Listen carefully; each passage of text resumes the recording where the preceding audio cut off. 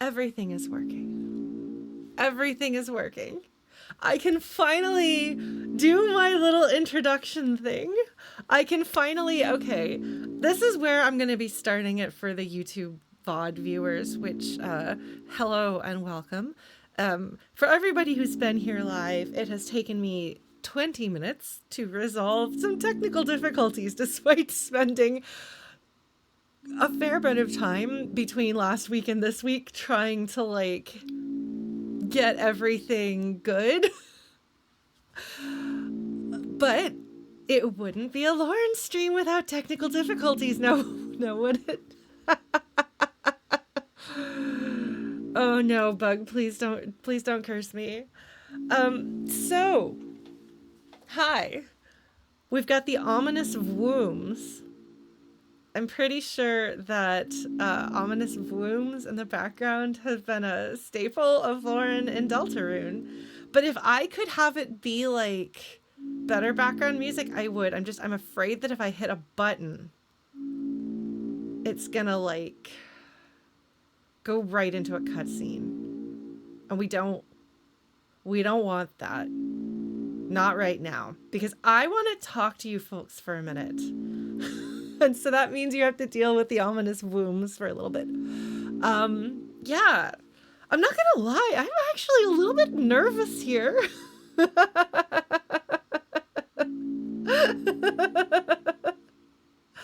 Because I haven't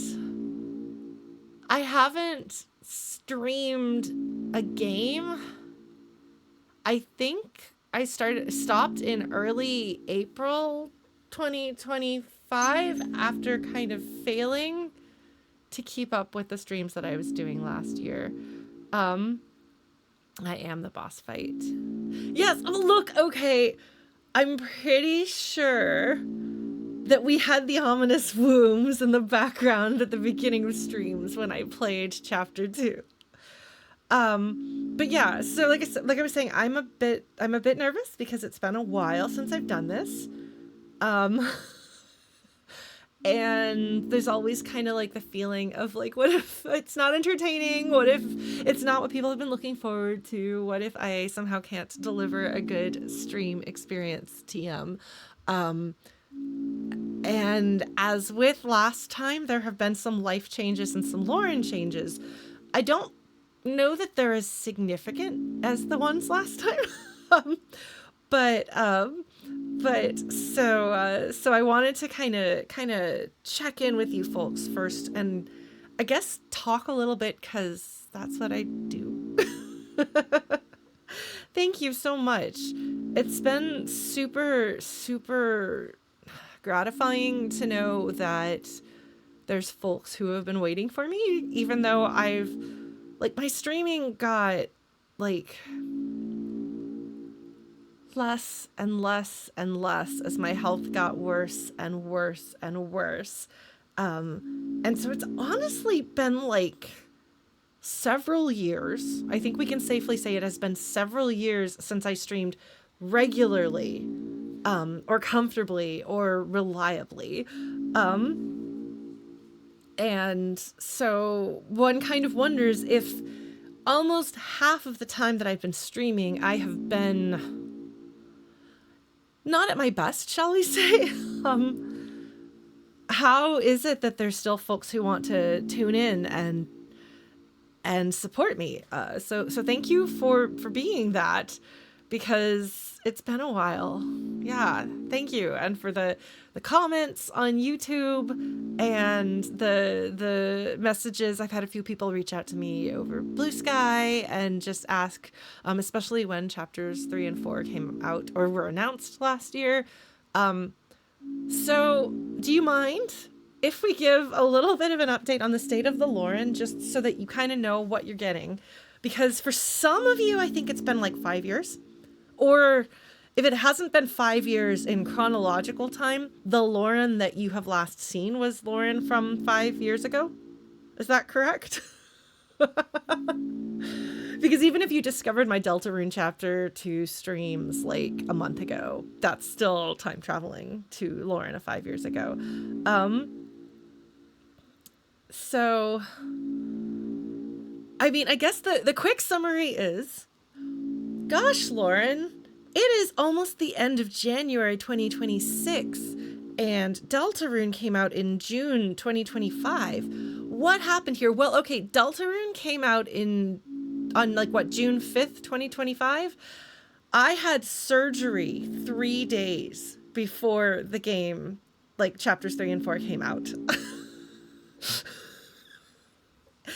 And I had organs removed from my abdomen. And so I couldn't sit up. And I didn't realize that I should not go back to work the week after, so I was really struggling for about a month and a half. But yeah, so it's been a lot, because that was the culmination of several years of really bad health, and endometriosis, among other things. So the recovery process was not easy. My situation was not as bad as a lot of people with endo, but it still does a lot.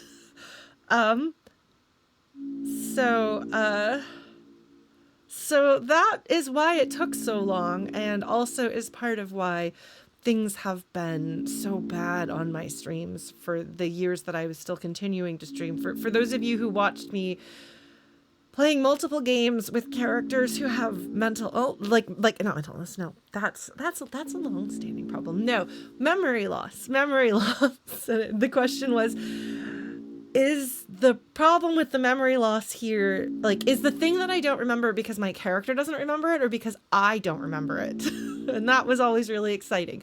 And that hasn't fully gotten better. And like, I have a lot more stamina. I've been told that I look a lot more alive in videos now. So that's an improvement over the past few years. Because it turns out, did you know that you need oxygen to be alive? Your brain needs oxygen to think. And your body needs oxygen to function. And in order to get oxygen to your body, you need to have iron. And if you don't have any iron, you have problems. So that's been the past like 4 years of my life. It's been insufficient oxygen due to insufficient iron, among other things. So I'm now taking a whole bunch of medications, and I had surgery and all of this and all of that. Yeah, so moral of the story is, if you are tired all the time, or cold all the time, or any number of things like that, see if you can get blood work to test your ferritin levels, and be aware that a lot of what doctors have been taught is no longer considered accurate, especially if you are a person who menstruates. So there are actual accurate things like Hemequity is the name of this one group of physicians who wanted to try to like actually treat people who have problems, and they've got updated numbers. So please look into that.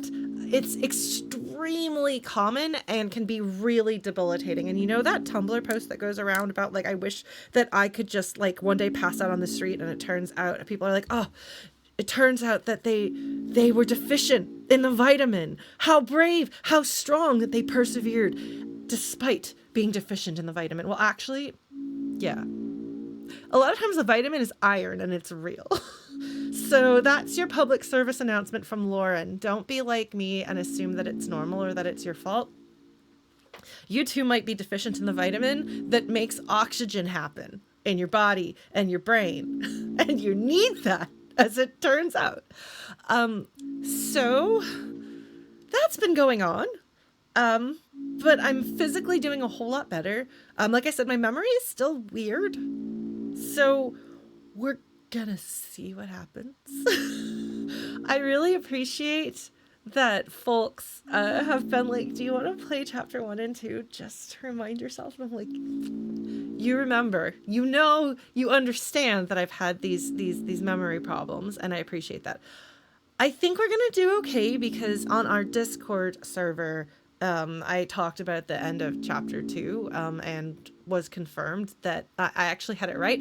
I had all of the scattered pieces, but I didn't have the one through line to then like make them make sense in a story, which I assume that I actually put together 5 years ago.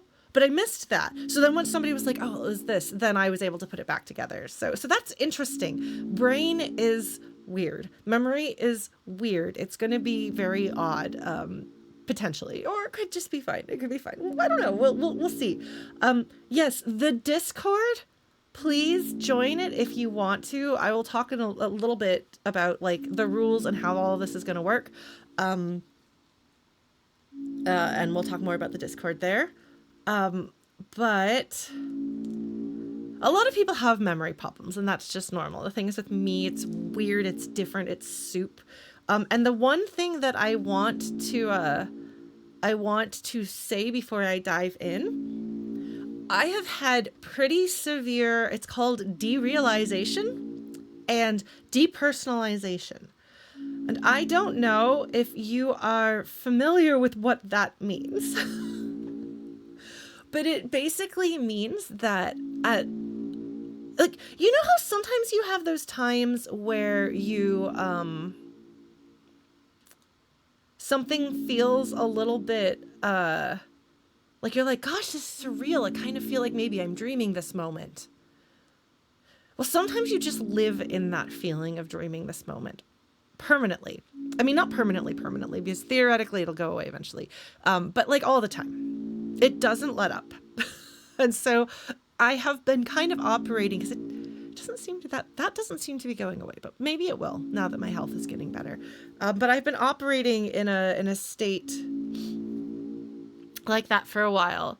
And the one thing that I can say, because for me, it feels like everything in my life doesn't feel real. It doesn't feel like it doesn't feel like actual reality, which, let me tell you, current events right now, like, I mean, I would like to think that I would write a better villain personally.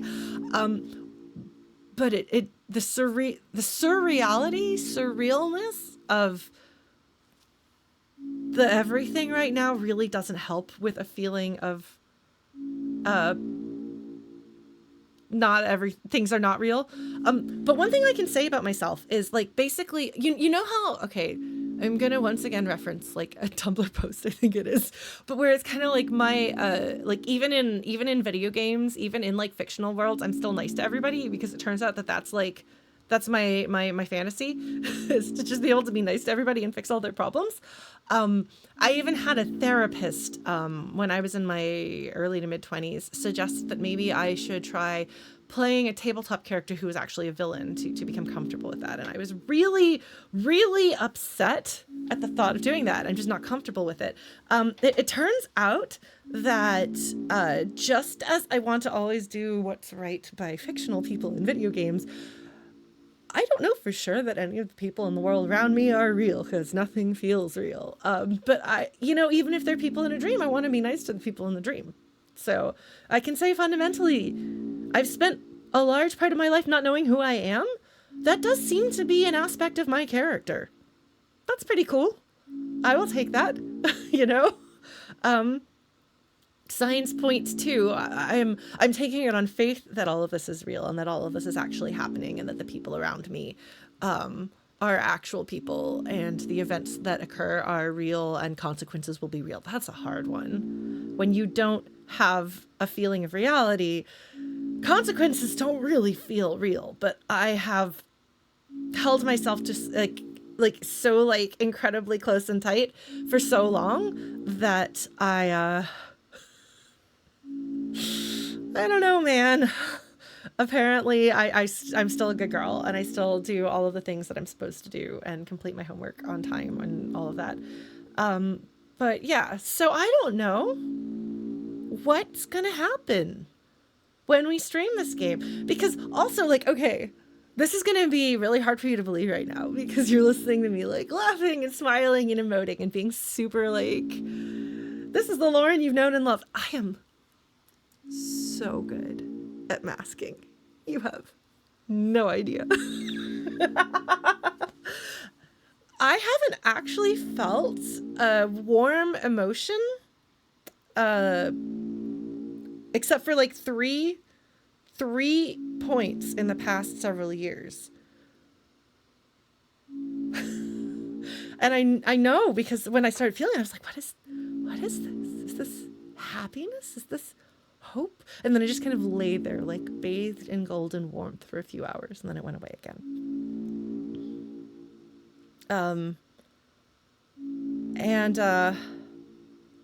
So I am on an antidepressant, which is making a difference in a lot of ways. The pain and badness is less, which is great, fantastic, love it.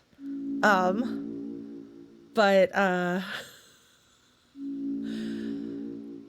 I dropped the mask once for my therapist, and then I was like, please let me put this back on. I'm really uncomfortable.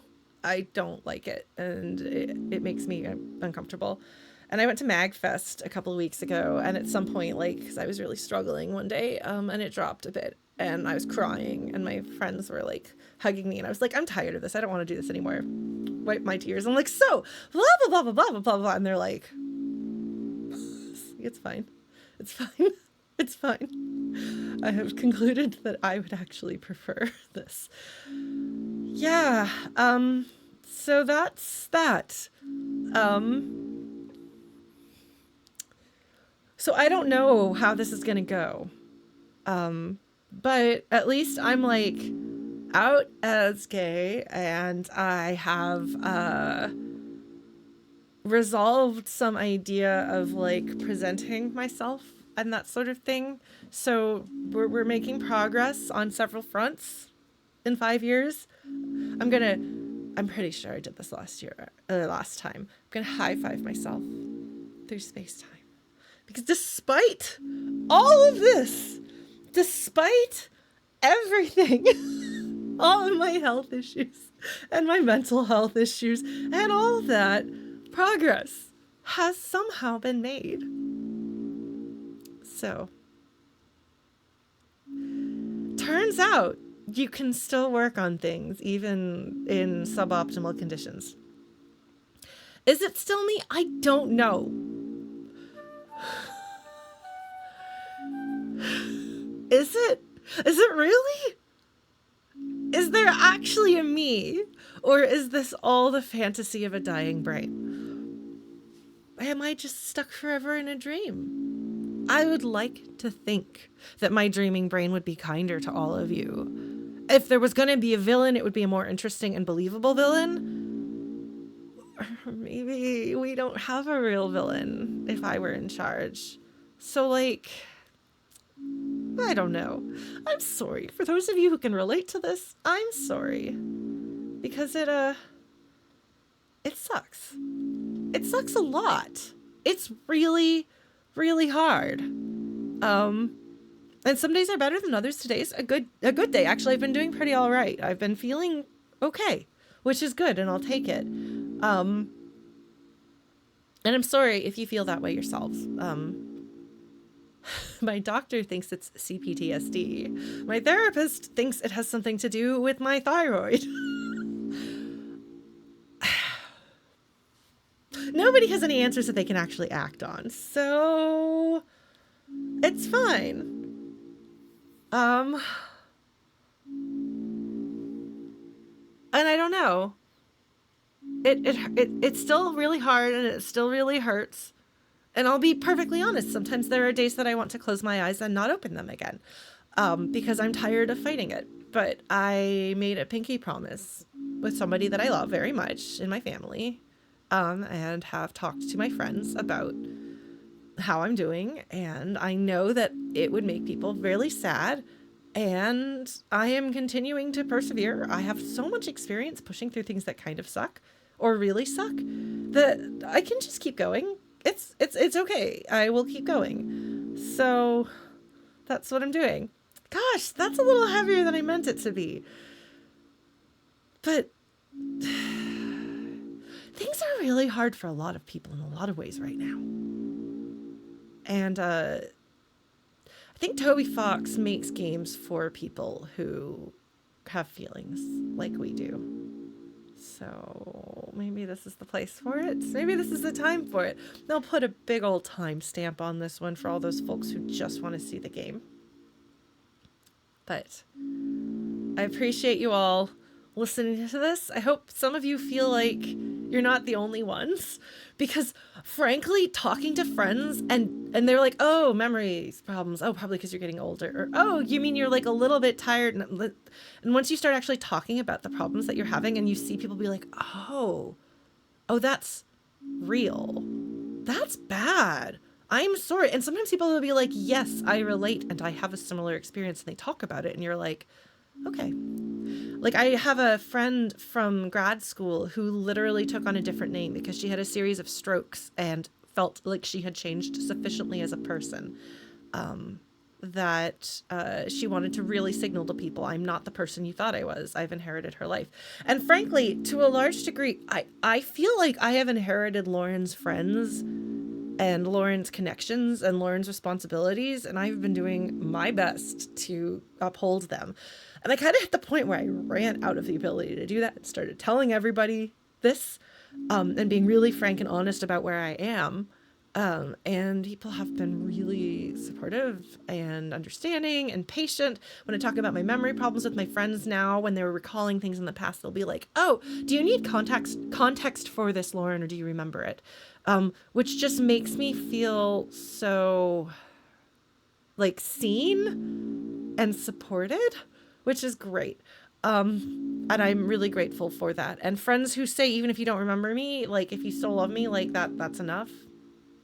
That's really nice. Or people just getting it and caring. So if you are a person who finds any of this stuff that I'm talking about here relatable, well, you're not the only one. And I hope that brings you some comfort. Like, it sucks that we're all feeling this. Those of us who feel this way, like, that sucks a lot. But you're not the only one. You're not crazy. You're not making it up. Yeah. So, I hope to provide you with that feeling, if nothing else. And we'll see what happens as we play the video game. What incarnation of Lauren will come out? Because I feel like I've been like the placeholder emergency Lauren. Placeholder. It's like your temporary when you're driving a car and your tire bursts and you have the donut in the back and you put the donut on. The donut is not supposed to last for a long time. It's just not built to do that. If you just keep driving on the donut, there's going to be problems. Well, I'm the donut. I'm Donut Lauren is what I am. I'm Donut Lauren. And this tire's not getting changed back anytime soon. So, F it. I guess we just do our best. Look, I'm really good at metaphors, all right? And you're really good at terrible puns. By the way, hi, Brannaman. I saw you speaking puns. All right. So, are we ready for Deltarune now that we have an idea of the Lauren? Because I'll give you the quick rundown about the streams. Okay. So, before I press buttons and things like that, this is a no spoilers, no backseating zone. If you are so tempted, you just really can't sit on your hands and avoid typing it, what you do is you join our Discord server, our Flutie Pies Discord server, and let them guide you to the stream spoilers section where there will be a Deltarune chat that you can dive on in. That will be your peanut gallery. That will be your pressure release valve. Please go there. Please go there. And please do it there. You can yell spoilers and theories and stuff to your heart's content there, but not here. And if something feels like it could maybe be backstating or spoiler, don't take the chance. You can talk to each other there. You can ask the mods if they agree that it is not a spoiler. Then maybe you can say, the mods have given me permission for this. Yes, and also, like, yeah, don't quote things that I haven't seen. don't remind me of things that I've seen before unless it seems to be a memory loss issue, in which case you can prompt me. Lauren, would you like to be reminded of a thing that you've forgotten? You are allowed to ask that. That is a slight change due to my memory problems. But do respect me if I say no. Yes, also, this is not an all secrets thing, and I'm really contrary. If you backseat, I will do the opposite of what you tell me to do. So there was a thing that I didn't do in chapter 2 because of that. Don't be like, oh my god, here comes a thing. Do that in stream spoilers. That is for you guys to all be like, oh my god, she's about to get to the part. Let me stumble across the part by myself. If I want help, because most of the time when I'm asking questions, I'm talking to myself. If I want you folks to answer a question, I will put on my very gay chat hat, courtesy of my mod, Chrono. Admire that. Look at that. Isn't that great? My lesbiany. I will put on the chat hat. You cannot miss it. I will also say chat hat. So in case you are not watching or you're on audio only for any reason, you will still have the cue. When chat hat comes out, I will give you the conditions of chat hat. I will say yes or no. And I will ask you a question and you will yes or no. Or if I want more help, I will usually ask for it in the form of a hint coup. Which is exactly what it sounds like. It is a hint in the form of a haiku. You will be workshopping these as a group where I can't see them, and then somebody who is designated will bring the hint coup to me. The enforcement of hint coup is because it keeps you from just blurting out the answer, because a lot of times I want just a little nudge, because it's so much fun to go the rest of the way myself. So when the hat is on, that does mean you can answer my questions, but please follow the terms of the hat.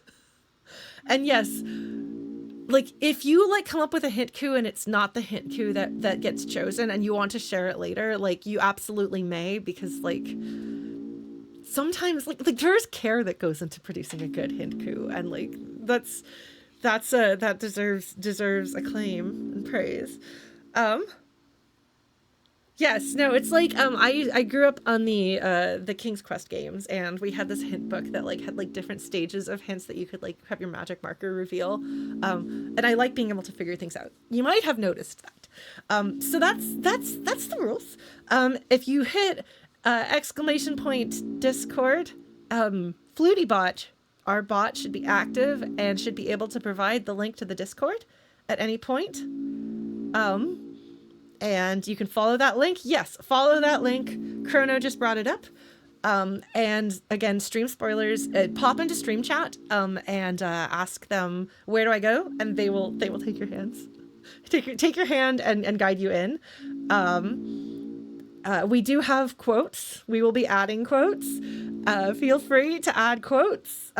Please try to be relatively clean in here. I try not to swear on streams like this because it makes people behave a little nicer. Is there anything else? Are there any other housekeeping bits? No spoilers, no backseating. Be kind, be nice to each other. If somebody oversteps, don't be mean to them unless they're being really nasty, in which case talk to a mod. The mods will be handling things. They've all played this game, so I am trusting them to know when a thing is a spoiler. We did say hint coups. We went through hint coups. We went through chat hat. Be gay, do crimes. Yes. Chat is moving faster than I'm used to, so it may be a little harder for me to keep up, but I will do my best. Apologies. Yeah, the VODs will be, I'll try to post them up tomorrow as best I can. Am I technically supposed to do that? No, I'm supposed to wait 24 hours. Do I care? No, I'm not a big enough streamer for Twitch to care. So we're going to be gay and do crimes that way. Okay, not everybody believes, but, like, enough mods have played this that like, I trust you folks to get it. Oh, hey, there's an almost birthday twin, because my birthday was last week. So yeah, enjoy. If There is a choice between sleeping so that you can do your life properly tomorrow and hanging out with my stream. Drop by, say hello, and then watch the VODs. They will be there for you. No, don't worry about rushing on chapter 4 because I'm probably gonna take a while to get through 3, and I might take a little time after 3 to just kind of sit with it. So I think that's all the things. Hold on. So if I go to this. Ha! All right. So, video game. We're going to do a little recap-ish of, like, what Lauren knows.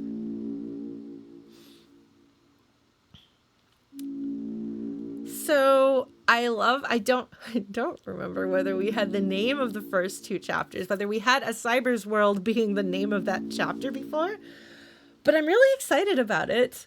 I love that we have the spade and the queen, and then some other things that I don't know what they are, that I'm not going to think too hard about them yet, but I'm very excited about them. Bye, Martial Art. It's lovely to see you. Those are my friends I sang 8 Melodies with from Mother last year at MagFest. So they're lovely people. Some of my good music buddies. Yeah. So I do remember basically. Okay, so I have seen the chapter 3 picture before the end of chapter 2. See, this is why I need you folks. So we had a little bit of word association in our Discord just to make sure that I remember the ending of chapter 2. But television was the first one that came up. No, so I remember Chris pulls their heart out of their chest and sneaks out of the window in the bathroom, and you're very upset. At least I was very upset. And they go and they do ? Then we have Susie, she's over, and Mom Toriel is there. And somebody has slashed Toriel's tires. So Susie sleeps over and Toriel calls Undyne. So that's pretty much where we left off. So we learned that Lightners can trigger the fountains with the sword, the blade. Is that a sword or just a blade? And Chris does that in the television. And that is the end of chapter 2, leading into chapter 3. So we know that chapter 3 has television because we saw that. Also, okay, so spoiler bits that Lauren knows. There's a television character. I don't know anything about their personality or anything, but I know that they exist because I have seen them everywhere. I went to MagFest and I was dodging spoilers actively, and I think I did a pretty good job, honestly. But the television character was there. Yes, the Queen told us that any Lightner can make a dark fountain, and then Chris does it. We don't know whether Chris did the others, but Chris does this one. But yeah, so the television person is there. I know that there's a television person. I assume we're going to see the television person in this next chapter. The only other thing that I know, I went to a concert of music, and I don't remember anything about any of the Deltarune music, which is great. I listened, other than stuff like, I was like, oh, there's a bunch of stuff I know and some stuff I don't know. I did hear the title of a song, and I was really upset because my brain was like, I'm going to chew through this. So I'm going to tell you, do not reveal or confirm or deny or anything. I have no idea because I'm not allowing myself to think anything beyond this as much as possible. But the song title was Hammer of Justice. And there is a character that is associated with a hammer who I'm particularly interested in seeing. So it is possible it is possible that we will actually get something I very desperately wanted as of chapter 2 and certain sections of the game that made me cry real hard. So, I have not thought anything beyond that. But we'll see. We've got 2 chapters coming up, so who knows? But I have been trying very hard, like I said, to avoid thinking about this. Other than that, I don't actually really know anything. Like, I feel like I've seen the characters drawn as cowboys, but I also played Undertale Yellow. And so it's possible people just drew the characters as cowboys because Undertale Yellow is cowboys. Which is great, by the way. If you haven't played Undertale Yellow, aside from a few sections that I thought needed to be playtested better, it was actually quite good. I liked it a lot. I tried really hard not to look at the cosplayers, but I did see there was a Clover cosplayer at MagFest. I was like, oh my god. I was very excited. There were a bunch of televisions. I didn't look at them. I sat there with my back to the Undertale and Deltarune cosplay meetup. Consciously. I was sitting in a place with my back to them, not looking at them. I tried so hard, but I did see Clover and I was happy. I had feelings. So maybe the characters will be cowboys, or maybe that's Undertale Yellow fandom. I'll take either way. Yeah. Are you ready to be gay and do crimes? People have been asking me, do I want to try playing a thing that will remind me how to play the game? No. I'm going to get my butt kicked and have to remember how to play it just like everybody else. It's fine. It's fine. I have played, like, Hades since then. Hades is kind of like a bullet hell on some levels. It has the witches, it's like a bullet hell. I beat Hades, and I only used God mode at tiny bits, so I feel like maybe I'll do better this time around. We'll see. At the very least, I will do better than I did when I played Undertale. It's okay, Lynn. You got here just in time. We are about to 1 hour in. Actually, to be fair, it's like 35 minutes in because technical difficulties. We're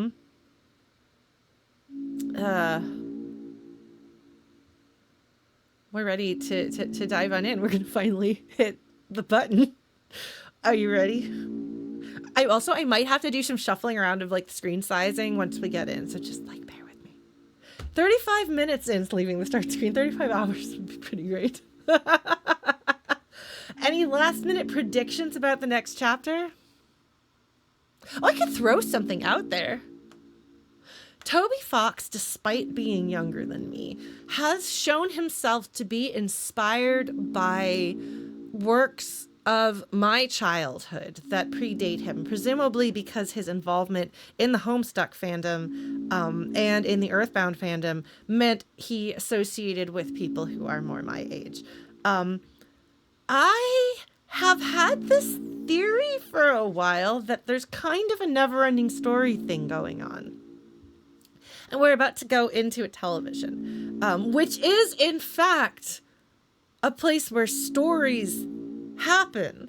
The previous 2 levels, like, you play games. Like, there's a lot of, like, card games and board games and things like that in the first level. The second one is, like, computer games, potentially, and programs and things like that. The third chapter, being television. Like, I feel television is a source of stories. Like, that there's reality TV, but even that has writers, as evidenced by the problems that they had when there was the writer's strike. No, I wonder, partly because I want Toby to play with the concept of story and characters in story and what it means for us to tell stories.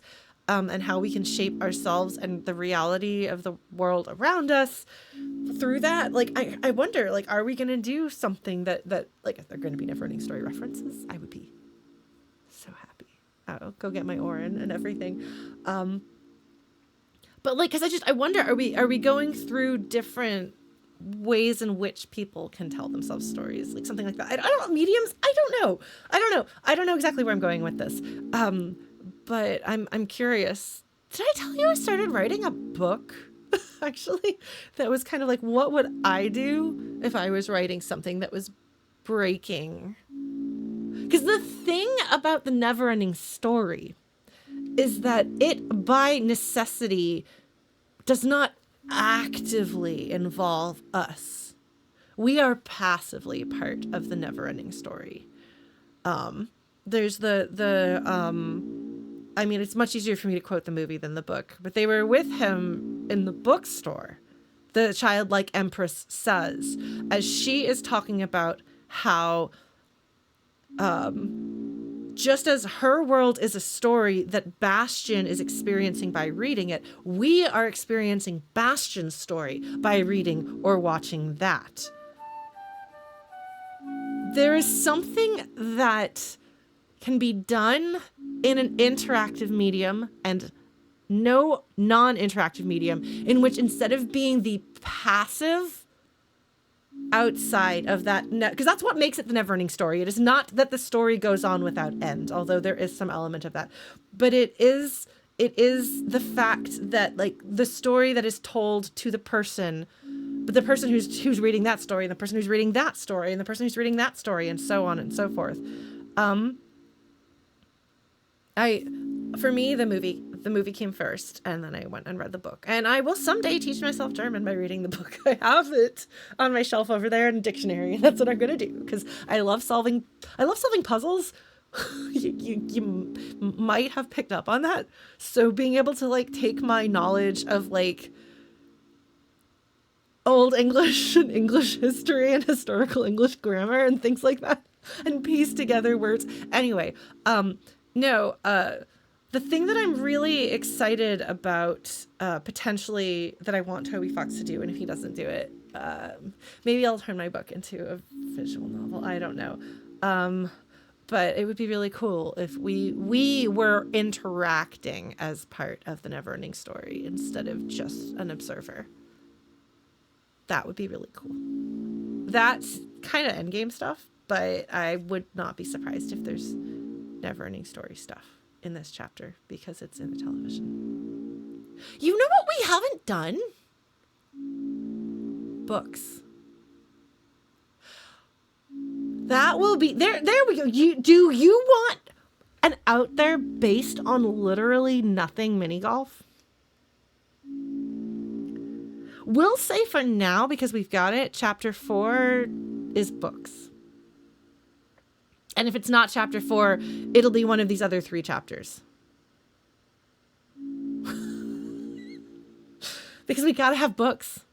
We even have a library. We did the computers in the library, but we haven't done the books in the library. So, yeah. There's gonna be books.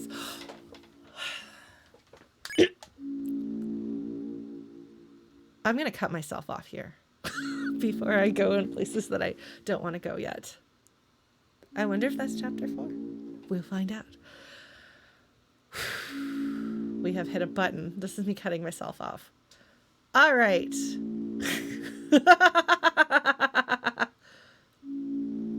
Mini golfing is a thing that came up during my Final Fantasy X streams years ago. And it is a way to refer to me predicting what I think is going to happen. And maybe I'll be correct and maybe I won't. There was a particular parallel I was drawing between a mini golf course and what I thought the plot in Final Fantasy X was going to be. But mini golfing just became the term that we use for that. And yes, you can tell me if I get a hole in one, which occasionally happens. It's very exciting. I'm very proud of myself. Yeah, so there are inside jokes. Those of you who watched in the past will know some of them. Those of you who've kept up with my streams since then will know them. Those of you who have been here in person all along help explain them to people, because inside jokes should be involving everybody. They're not to exclude anyone. But yeah, let's take this ride together, shall we? I'm gonna have feelings. I hope I have feelings. I want to have feelings. It's okay. It's been a bit for me too.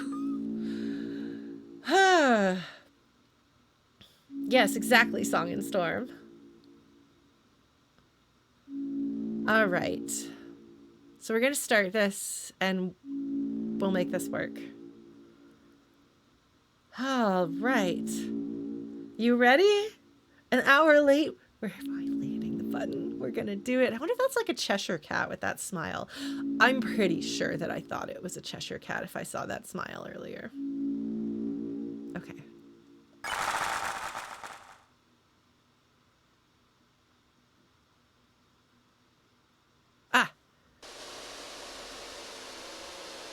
Ah. Oh. Oh. Fuzz. Fuzz. Laugh track?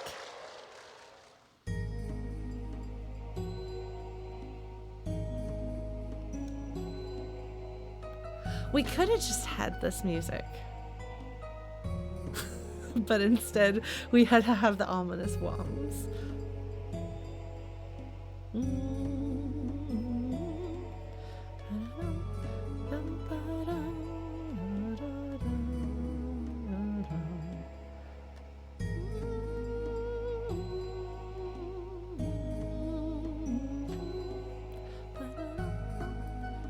I need to cover this song.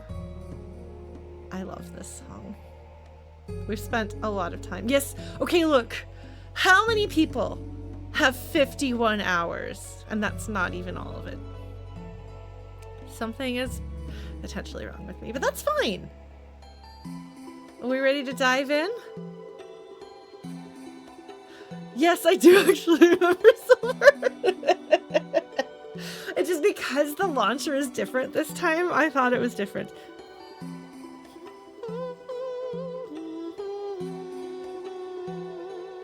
The background is just a door, a pixelated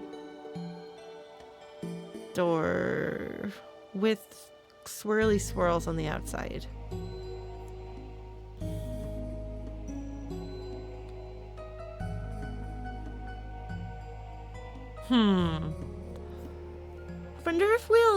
I wonder if there's the bunker in the real world.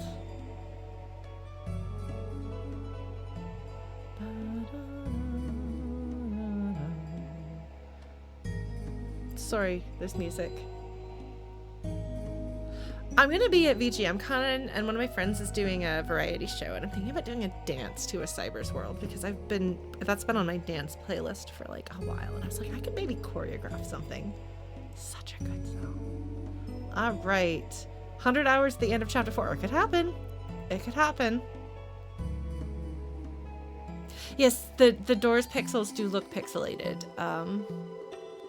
No, I do actually think that the pixels are corresponding size. So, all right. The save file high score. Yeah. Okay. We're gonna start. Made on seeing credits. Okay, so I assume that the star on the previous screen, the asterisk, indicated that I fought the secret bosses in those.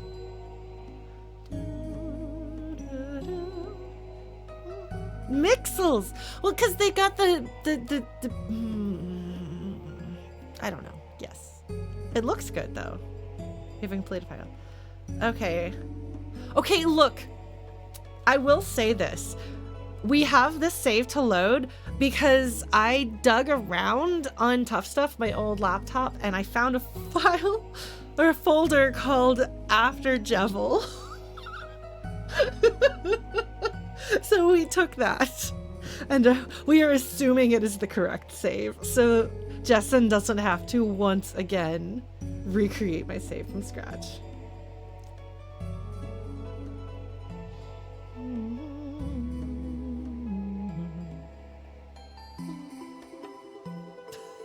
Yes, Jessen recreated my save a couple of times, I think, in previous sections. But in this case, I actually had it my own. So we didn't need that. But thank you, Justin, for your work in the past. All right. Let us dive on in. Oh, I want to show you actually my lap.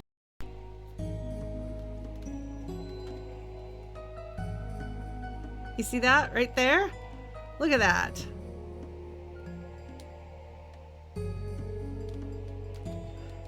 I finally found a place to put it. So it comes with me everywhere. Mm-hmm.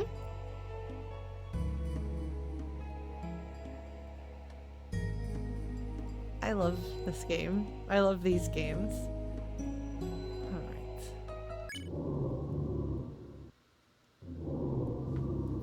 That's ominous. Is it just her snoring? Wait, but she's in her Dark World clothes.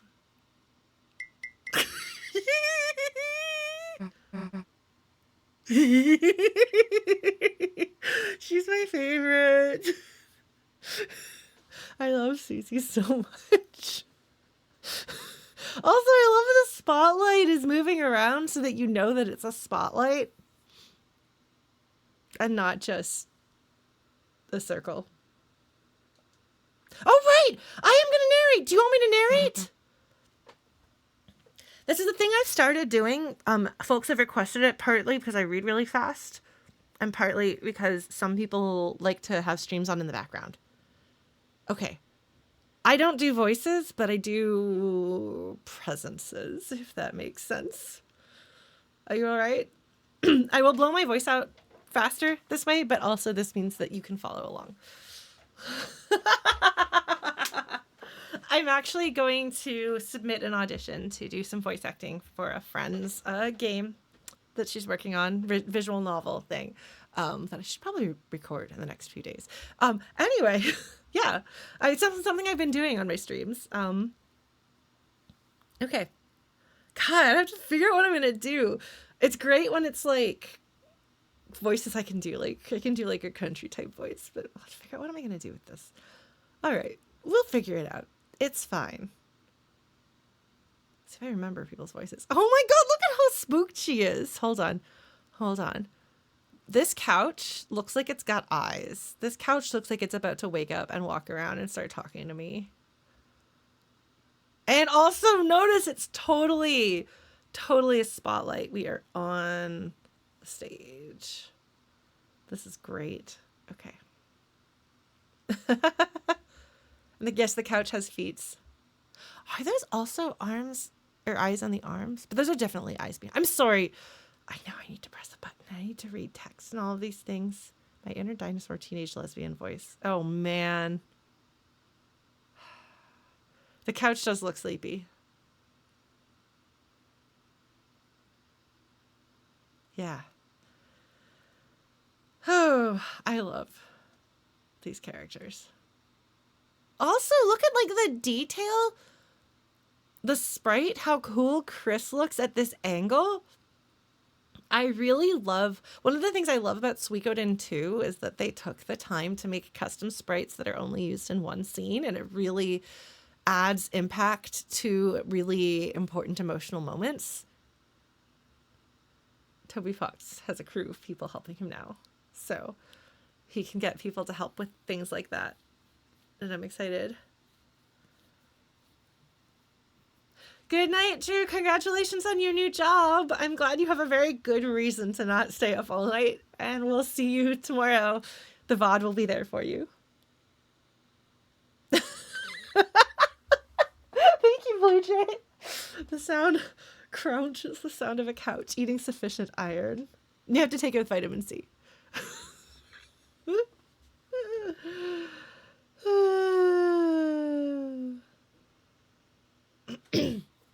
All right. So, Susie says, Chris? She kicks him in the face. She kicks them in the face. Look at that. Chris. Hey, wake up! We're in the dark world. That's right, she has no idea that they caused a fountain.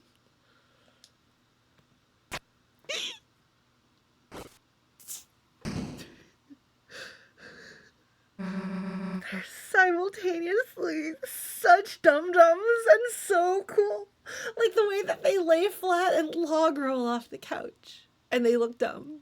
And then they land in a 3-point pose. And they look awesome. So cute. So cute. I'm sorry. I'm just having feelings because I see my friends again. And I love my friends. Okay. The hell did this happen? Oh, Susie's like, Lauren, I know that you have like no swears, but we're gonna have to have some like category B swears here. Okay, that's fine. I don't think it goes beyond that. If it does, I've streamed Disco Elysium. That game goes well beyond, so it's fine. Wait. Did I forget to read that out loud? I think I forgot to read that out loud. I'm sorry, I'm not used to this.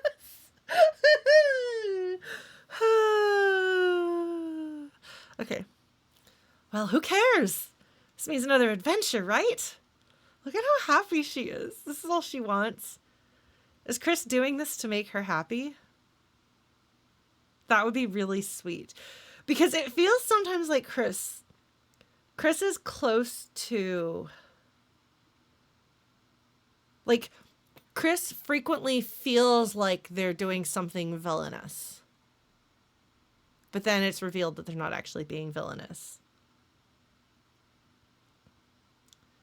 That would be a very in-character thing for Chris to do something that is kind of destructive and kind of misleading and stuff, but is to make their sad friend happy. That feels like Chris's chaos gremlin with a good heart energy. Because it's also possible that Chris is like sort of bad guyish, but I don't know. No, I'm gonna go with Chris is a troubled kid who's trying to help their friend until proven otherwise.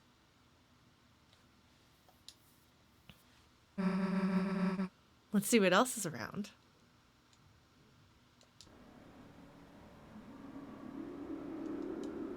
Okay, settings, config, full screen off.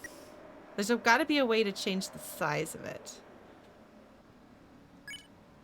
Ah, there we go. No, that's better. Okay, perfect. That's actually what I wanted. That will do. Okay, give me just a sec. I'm going to make that bigger here. I did not see any teasers. No, I don't think I did. If I did, I purged them from my brain because I didn't want them. How's that? Will that do? Do you want me to like... There we go. Is that all right? Actually, hold up. Is the bar, the black bars on the side, are those empty? Are those going to remain empty, or will there be stuff there? You are allowed to answer this question. Because if so, I'm going to crop them. Okay, cool. All right, give me just a second. We are going to add a filter. Okay, perfect. Whee!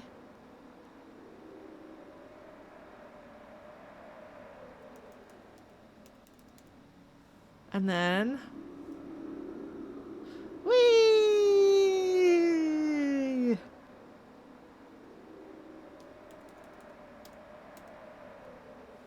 All right. Now, I'm much more satisfied with that. Okay, actually, there you go. Do we need my Lauren the Flute branding thing there in the corner? Should I go...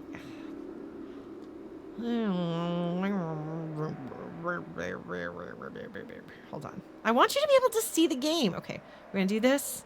We're going to put this over here. There. There you go. How's that? How's that? Better? Better?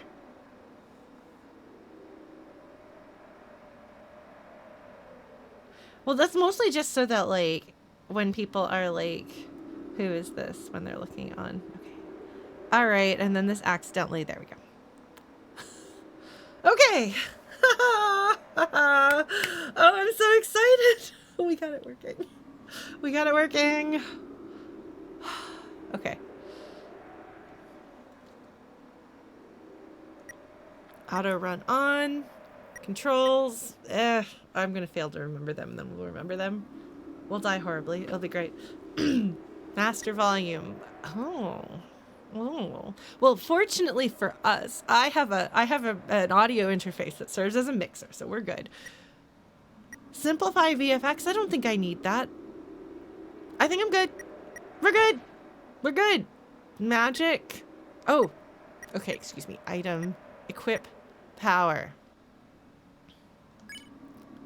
Level 3 tactician commands the party by acts. No, that's correct. Many different skills. It has nothing to do with magic.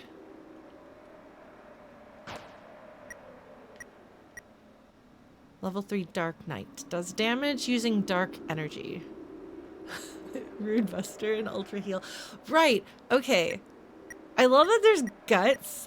I assume, and I'm positive I commented on this before, it just makes me think of Breath of Fire too. And its inexplicable gut system that I never figured out. Attack, defense, magic. She has so much rudeness. I don't have a thing. And she also has an undiscovered ability. Or undiscovered stat attribute. Look at her smile. God, Susie's just the best. I love her so much. Chris is just a little disembodied head. Oh, here we go. Deals moderate rude elemental damage. Such a good... elemental damage to one foe. Depends on attack plus magic. Oh, I'm glad that they straight up tell us what stats go into this. An awesome healing spell. ... Right? Is there a trick to Ultra Heal?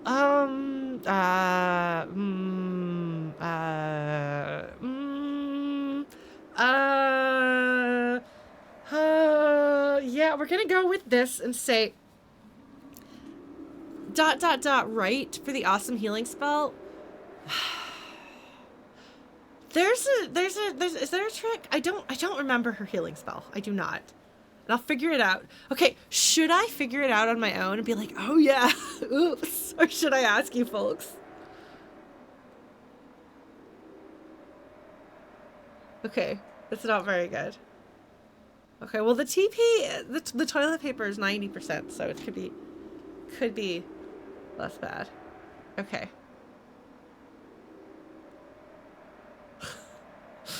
It costs toilet paper. Act does not command toilet paper. It's interesting, it has nothing to do with magic. It's spells, but it has nothing to do with magic.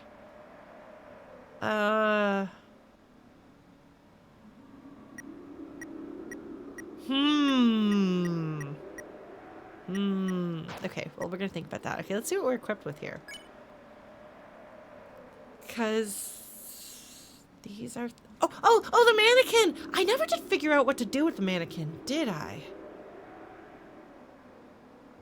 Okay, hold on. Bounce blade. A pink saber with a rubber blade. Weak, but increases defense. I'm pretty sure that is an eraser?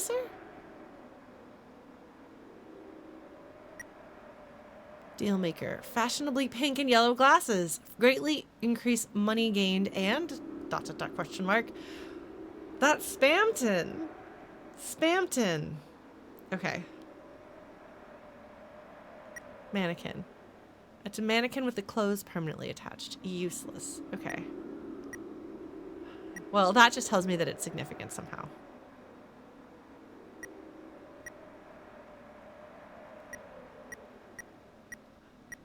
Weapons, armors. I love that it's armors. Like, that is exactly how I would. Okay, pink ribbon. Graze area. Increases the range at which bullets raise tension. Oh, that's what toilet paper is! It's tension! A brooch engraved with Queen's face right. Careful of the sharp part. I mean, I'm pretty sure that you can buy that as real world merch. Dice brace. Bracelet made out of various symbol inscribed cubes, silver card, square charm that increases drop money by 5%. It should be monies, it really should be. Glow wrist. Tough bracelet made of green wires and studded with sharp glowing lights. Green wires. Oh! It's Christmas lights! I assume. It's Christmas tree lights. Square charm. Silver card. If it's square, I don't know.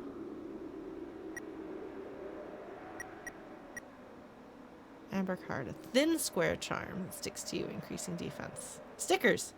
Stickers. Frayed bow tie. An old bow tie. It seems to have lost much of its defensive value. Who did I get the bow tie from?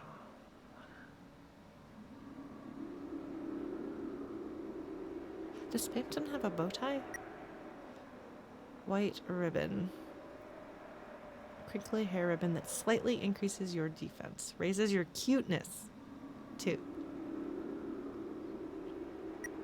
Iron shackle. Shackle that ironically increases your attack and defense. See, it's funny because it's an iron joke. It's an iron joke. See, ha ha ha. And then you can just take things off.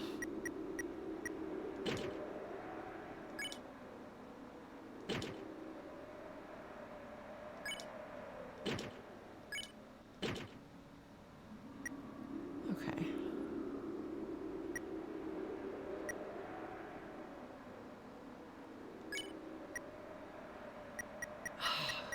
I don't know if I want to take the mannequin off. I guess that was probably special for last chapter, but I don't know. Susie has the brave axe. A glossy axe from a block warrior. Suitable for heroes. Block warrior? I don't know if that meant something to me before. We're going to have to deal with some of that. I'm so sorry. But I feel like it's been 5 years, so that's actually normal. A handsome bow tie. Looks like the brand name has been cut off. Oh. Royal pin. Okay, I've got one of those. Okay, so I must have purchased that. Brave axe. Ragger. Sharp and scratchy scarf. Worse healing, better attack. Incredible. Broken sword. A rejected sword cut into 2 pieces. Not even you can equip this. Yeah, I'm pretty sure that that's going to be significant because I have read / watched Lord of the Rings. Mecha saber. The lightsaber. I do want to try playing Explorers of Sky one of these days. I've been told it's a Pokemon game with feelings. So, ame one day. Auto axe. Look at his little face. Bad idea. Make sure to charge it by plugging it into the wall.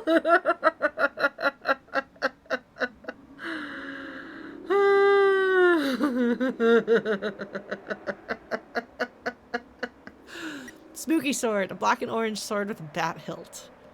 I'm pretty sure the swords are all pencils. Fiber scarf. A scarf made of soft microfiber. Balances attack and magic. Also what you use to wipe a screen or your glasses. Wood blade. A wooden practice blade with a carbon reinforced core. That's a regular pencil. The ragger. A rugged scarf that cuts enemies like a dagger because it's a rag. It's fabric, but it's a dagger. All right. Main axe. Beginner's axe forged from the mane of a dragon whelp. Red scarf. Basic scarf made of lightly magical fiber. Yeah, because when you're in the light world, all of these are items in your inventory.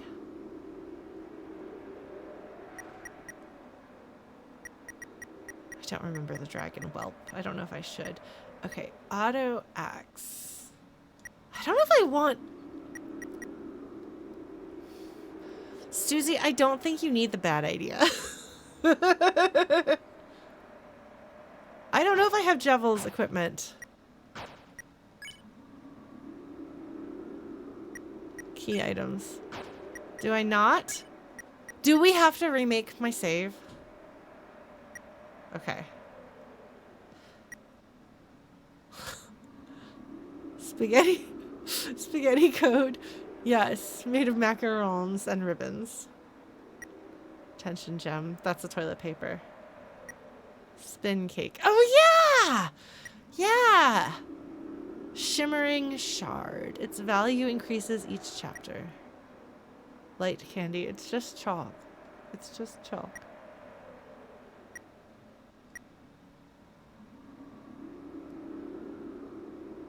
It's because there's limited number of characters, so they can't.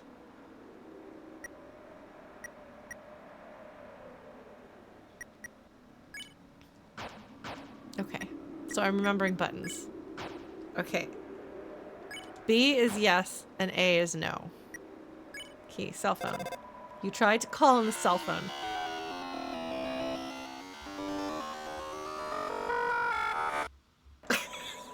It's nothing but garbage noise.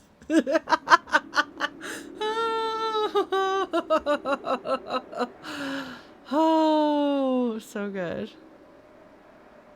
That's true. B is yes and A is do not. You are correct, Ashley. I have to try to use the phone. I always have to. All right, what do we got going on here? Oh, here I was thinking that I was on a stage. But I might actually be on a bridge. Okay, hi. It's a couch for sleeping, obviously. The couch is asleep too. I told you! I told you! I told you!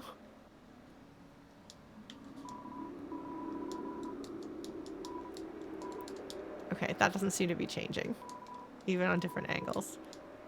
Alright. Okay, so... Ah!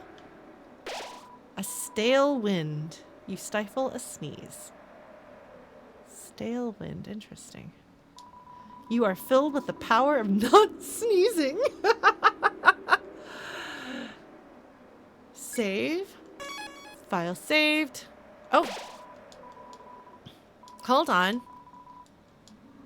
Storage. Recruits. Storage.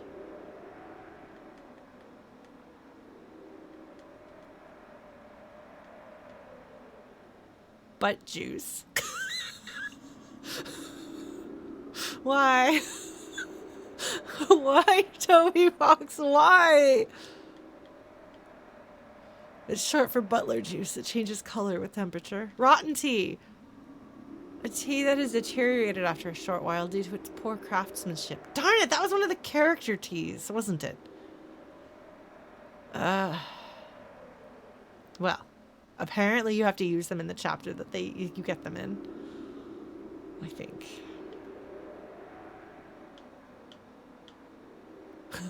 Lancer cookie.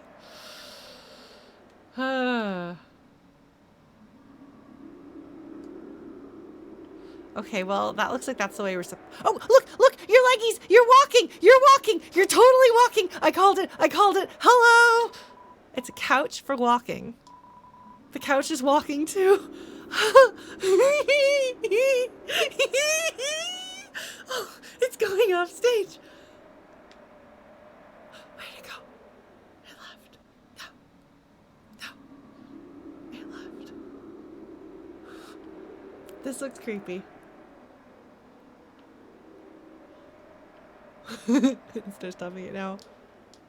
Oh, come on!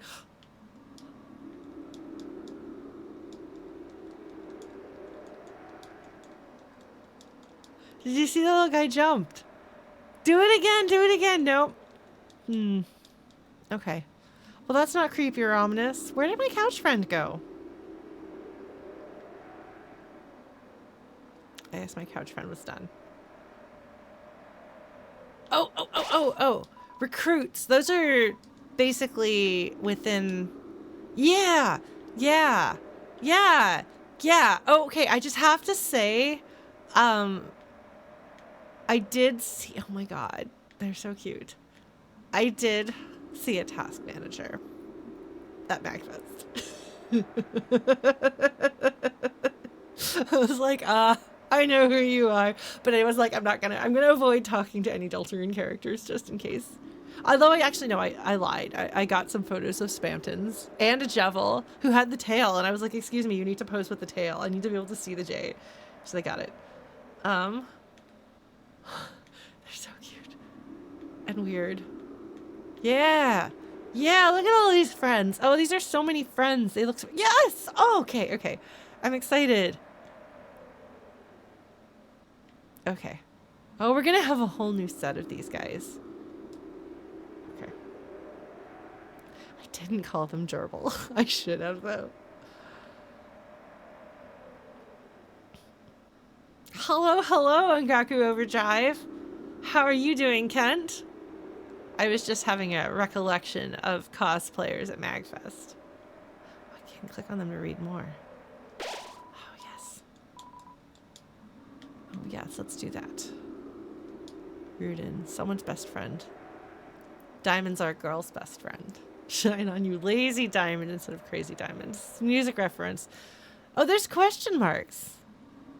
Lip gloss, Hathy. A heart with a big heart. Always supporting others with her bullets. I feel like there's a reference there with Hathy that I don't know. It is super cold. It's cold here. But, I mean, also it's Toronto in winter. So that makes sense. The concern is more my family back home in Texas having to deal with ice. Is ominous wind noises still better than the whom? Hold on.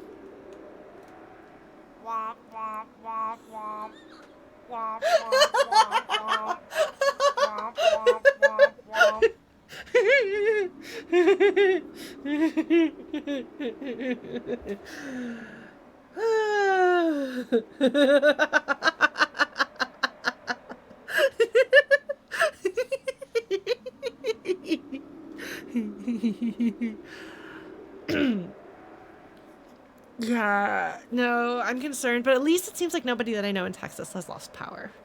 So, there's that at least. All right. Likes lip gloss, dislikes drama. I don't know Hathy. I suspect that Hathy likes other people's drama, but not one's own drama. It's the best form of drama. Pawn Man. A simple organism that takes life one square at a time. It's not like moving backwards, yes. It's a pawn. P-A-W-N. Rabbik, a real dust bunny. Known to play dirty, but loves to play clean. It's very cute. Blocks. Shape-changing fighter. Ironically, blocking is not its forte. Doesn't like formal she wears see it's barefoot. It's very cute. Jigsawry. Cries tears of joy that you are its boss. Is that supposed to be the word sorry and I'm just too Canadian for that? Probably. Likes fitting it. Dislikes Susie's axe. Element mouse puzzle. Fight. Rabbit dust. Order heart jewel. Jewel blade. Rudin ranger. Ah, yes. It's a Power Ranger. Likes sucking up. Dislikes show getting taped over. My sister and I used to tape and watch Sailor Moon. Head Hathy. Although stronger than Hathy, seems to have fewer friends. Likes peace and quiet. Dislikes being alone. Oh no, that sounds like a difficult combination of things. Heart ice. Ambulance. An aggressive antivirus. It's not down with the sickness. It likes loud sirens. It dislikes funny sound effects. Too bad. Pop-up. Known to say asobo. Hobosa, which means let's play. Doesn't know that? Oh, okay. Limo fruit. Dislikes ad block. Amazing. Element virus. Task. This cat loves you. See... Please tell me, because I don't remember. For those of you who've watched my Chapter 2 playthrough more recently than I have, was I very excited about this mouse loves you?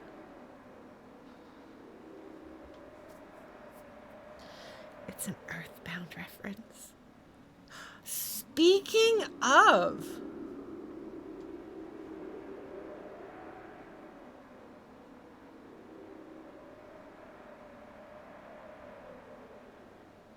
I have some new friends. Courtesy of my sister for my birthday. For anyone who doesn't know, Ness, Paula, Mr. Saturn, Jeff, and Pooh. So I had to explain to my mom why there's a character named Pooh. Okay. But yeah, so this is a reference to This Mouse Loves You from Earthbound, which makes me very happy, and I'm glad that Toby Fox loves that as much as I do, or he wouldn't have put it in. Let's see. Likes and dislikes cat food. So true, man. So true. Sophie, my cat, is a little bit of a butt. Sometimes. That way. Cat electricity. Wire. It was controlled by Queen, but it's stronger and cooler now, so it likes shock therapy and dislikes emotional therapy. Buddy.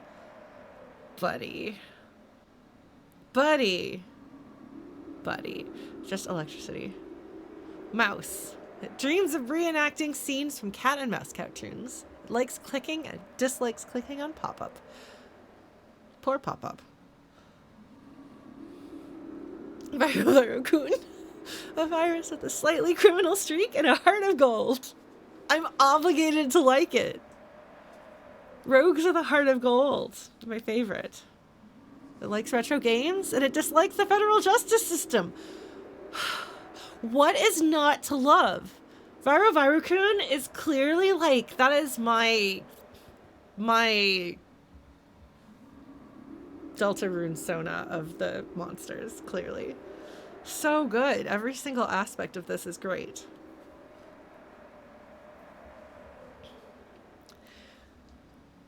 Do you think we're going to have an excuse for me to talk about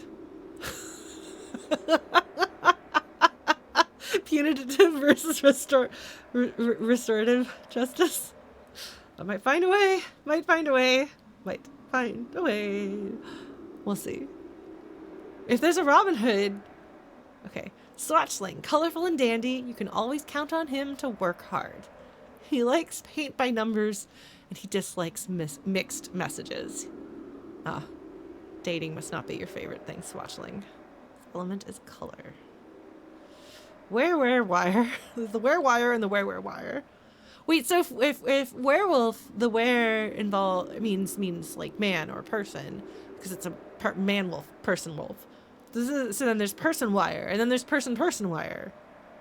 It absorbed the wire with fighting spirit. It gets flustered easily. It likes supercharged fighting and dislikes interpersonal relationships. It's Ryu!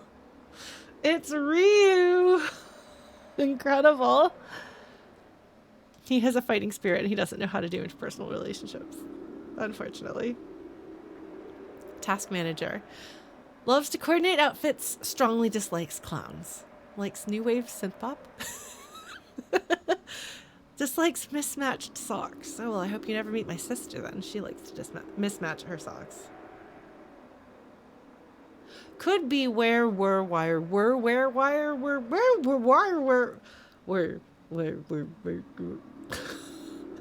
Incredible. Cat order. Mouse wheel. You recruited 3 big mice and you're stuck with it. It likes pretending to be a tire. Dislikes losing momentum. Element is mouse. Okay, the thing is... Okay, so This Mouse Loves You is an Earthbound reference. The style of writing here is very, very Mother 3 bestiary, which is my favorite. There's no going back now. If you ever wonder why, if you go to the Flutie Pie server and you're like, why is this stuff and nonsense, essentially the shitposting channel, icon a tree? It is because of that.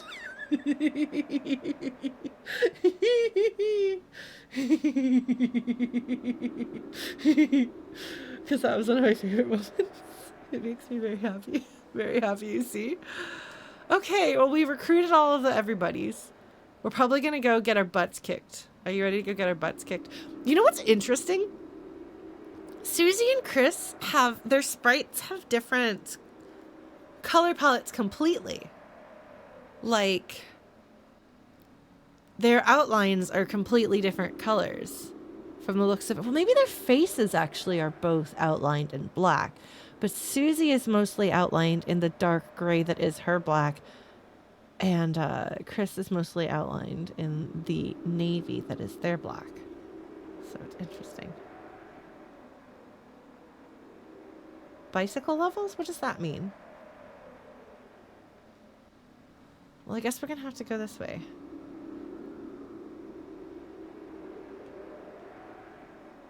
Okay, well, maybe they are the same color all the way through.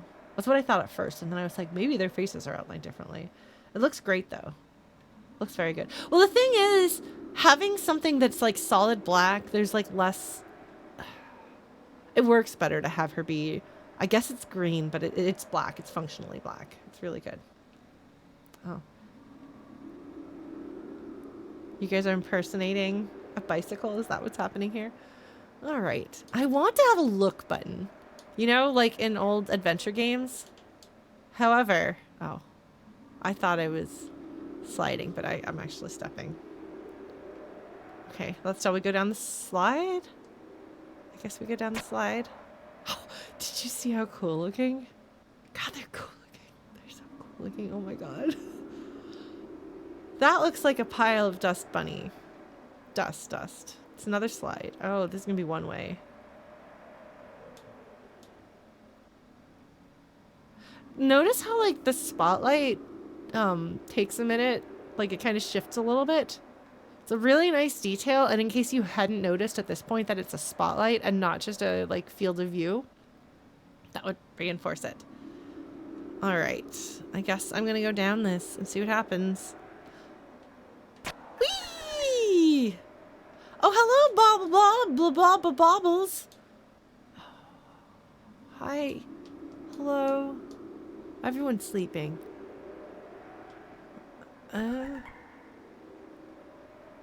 That made noise. Hello? I can't seem to talk to any of you.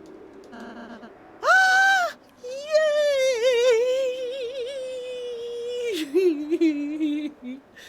He's so cute. I did get photos of some Ralsei cosplayers too, including somebody who was Butler Ralsei, which was so adorable. It's so cute. I was like, I don't know if this is a chapter 2 reference or a something else reference. I'm not going to ask. It's just Ralsei in a tux, and it was very cute.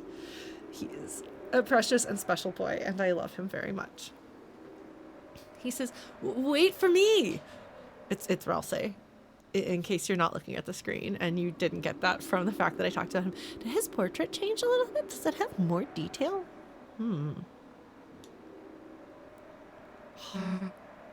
His feet are outlined in green. Why are his feet outlined in green?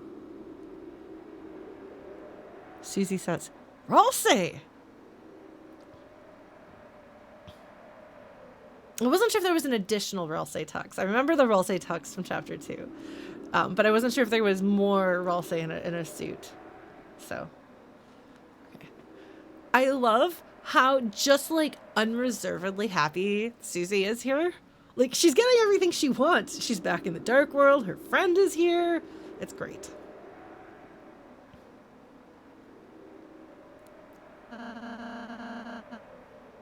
Says, I felt a dark presence and hurried here. Look at how cute he is. Oh gosh, he's so cute and it's so expressive. Also, man, the portraits have come a really long way since Undertale. What a cute boy. If we keep going, the dark fountain should be... He's so serious. Serious boy. Hey, Ralsei! What are you up to, Susie? You're not going to believe what I did after our adventure yesterday. After we saved the world, I went over to Chris's. Almost baked an entire pie. Oh my god.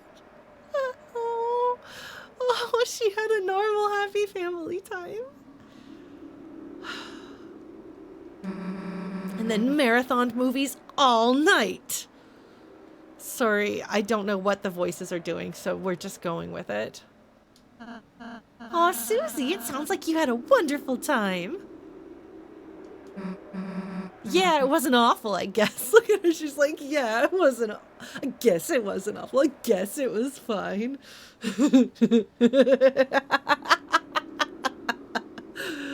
Oh, look at the size of that smile. She's so happy right now. She's just had the best day ever. Like, comes back from the dark world, saving the world, gets to hang out all day with her friend, doing normal family stuff that involves tasty food and Chris's cool mom. And now she's back in the dark world to hang with her friends. Like, what could possibly be better than that? She's so cool. Yeah, but is her girlfriend gonna show up? We'll find out. I want to hear all about it. Let's just get going first. He's nervous. Oh. Yeah, Susie's like, I had fun with my friends and I had fun and I want to tell my friends all about it. Because how often has she had that as an experience? To have the fun and then to have friends you can tell about your fun. Because Chris was there, so she can't tell Chris about the fun because Chris was present. And she's too cool to be like, Chris. Actually, no, that's not true. She would totally be like, Chris, did you see the thing? And Chris is like, except that Chris would actually be like, yeah, I'll listen to this because like my friend is happy. It's very cute. Oh, yeah. My party does that you join the party dance. All right. Moment of truth. Level 3 Dark Prince. Dark World being. Has friends, but... ... So he has fluffiness. And he can get cuteness, too. He has pacify. Spare a tired enemy by putting them to sleep. Oh, okay. And then heal prayer. Heavenly light restores a little HP to one party member. Depends on magic. Okay. He's so cute. And he has less guts, but fluffiness.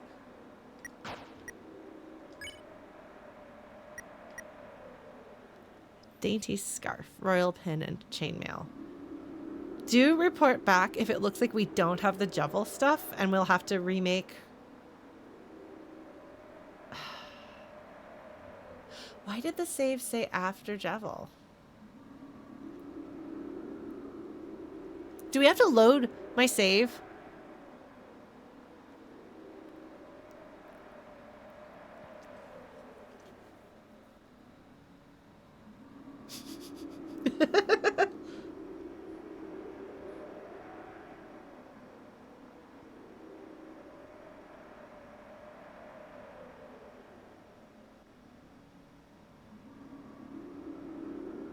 Okay, hold on. Chat hat is out. Are there special credits after that? Do I need to re-see them? Or is there something else I have to do?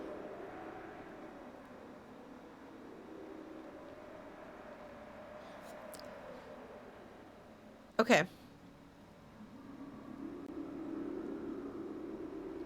Can I proceed as I am and get what I need later? Keep playing, you're fine?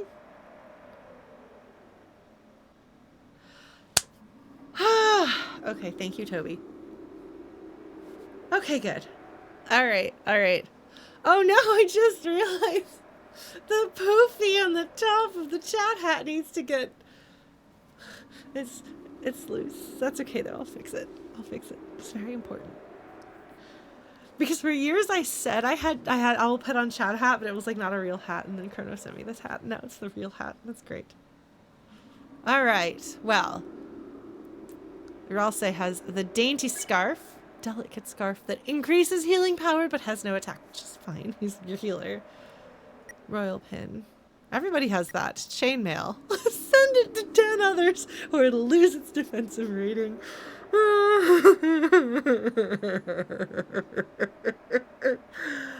Ooh, fluffiness up. Amazing. He's so cute. So his feet are green, though. Did I never notice his feet were green before?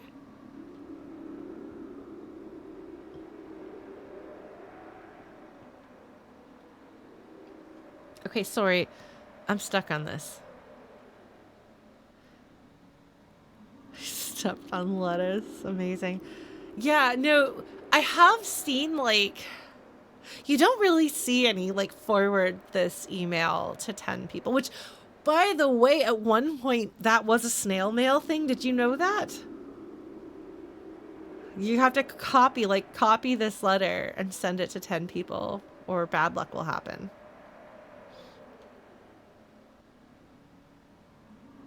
All right. Can I talk to you, or are you gonna fight me, buddy?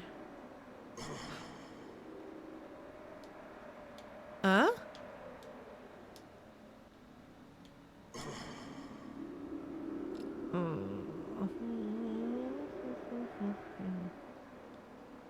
Well, hopefully that won't be a problem. Hey, my memory may be bad, but you know what I do remember in chapter 2? Property damage.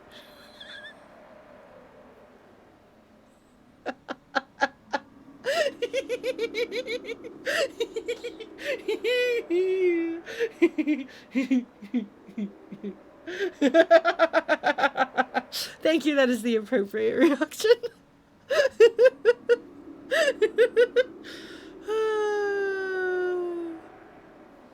Please don't be my enemy. Is it a frog? It sounds like a frog. That doesn't sound like a frog. I thought that one did. What are your little... They're like Moogle Dealy Bops.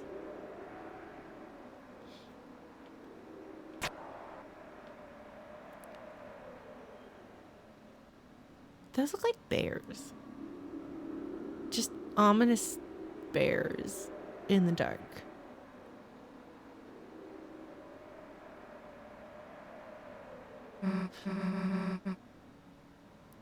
Anyway, so I've been thinking about some of those movies last night.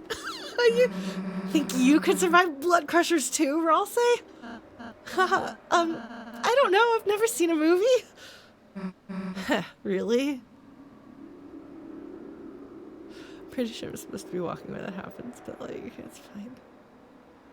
That's so cute. Yes. See, she's like just like talking about, she wants so desperately to just talk about normal stuff with her friends. I don't think Ralsei would like Blood Crushers too.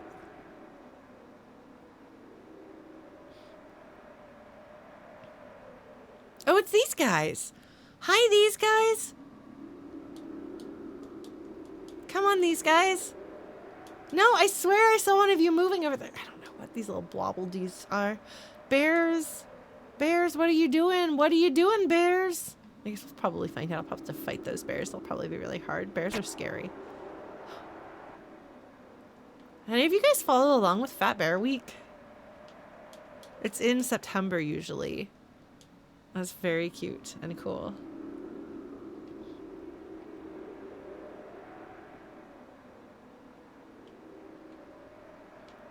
There was some serious drama the year before last where the finals was between...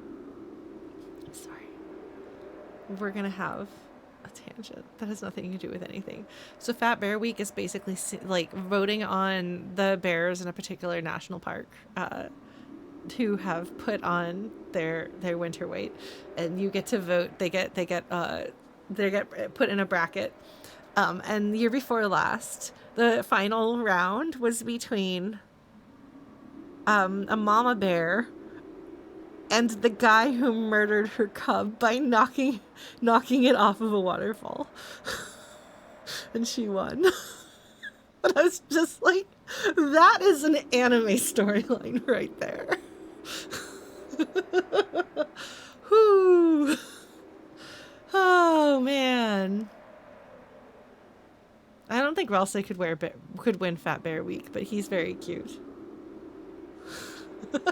Did you folks not know? Okay, well, you should follow Fat Bear Week. Also, Mineral Cup, which is usually right before Fat Bear Week, which is a bracket of rocks and minerals.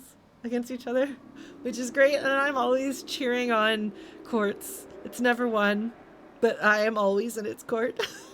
It's great. Join the fun nerds being excited about nerdy things. Social media can provide good things. I've heard that sound before. I think it's the same. Oh, it's the same sound. It's just getting higher and higher each time.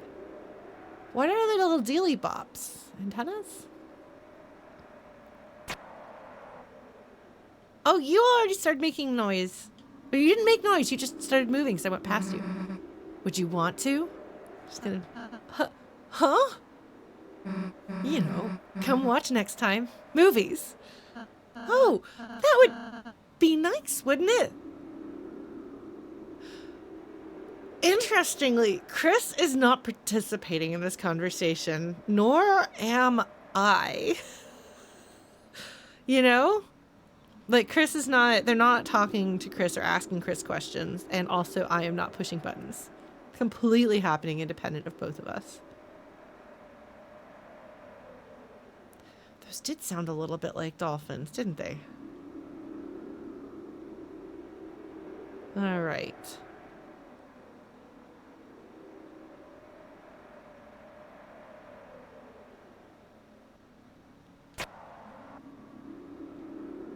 Oh!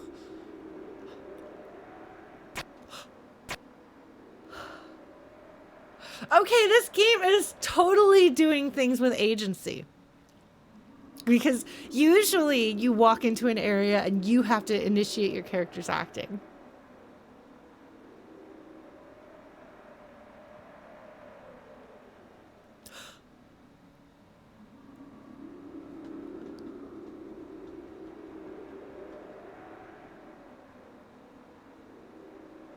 Oh, I don't know what to do. I don't know what to do. I don't know what to do. I don't know what to do. I don't know what to do. I don't know what to do. I want to talk to them because maybe they're going to have a thing, and also Chris doesn't have their friends around. And I don't know, this is probably a bad idea and I probably shouldn't, but whatever, I'm going to cause problems.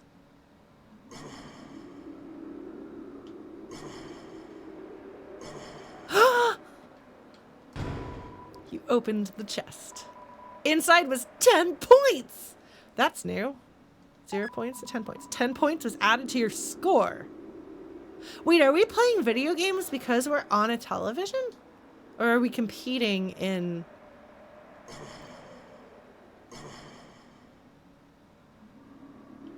Oh, I guess we'll find out. Well, that's new. An empty treasure chest. It's pointless.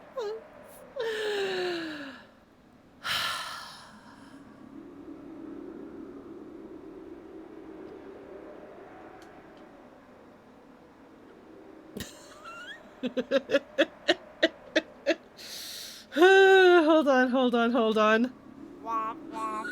I don't have a badum.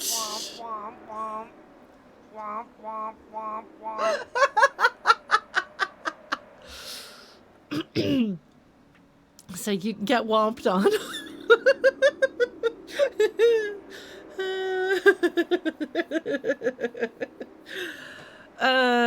If you ever done any of my creative sprint streams, that's where the womp comes from. There's bears. So there's an eye. We're gonna close the eyes. See if we talk to a friend. Dude, Chris, if Ralsei hung out with us, he could do puzzles like this for us all the time. You know, if we ever found one in the light world. Hey, does Ralsei even know math? Look at her. She's so serious. She's like, whoa, I just realized he might not know math. Guess he could do our book reports. No, Susie, no. Hey. Oh, okay.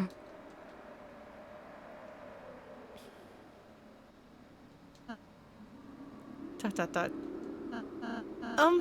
Sorry, Chris. You don't need a hint, do you? Chris, I think you just need to press that switch. Look at his cute little mouth, his cute little face.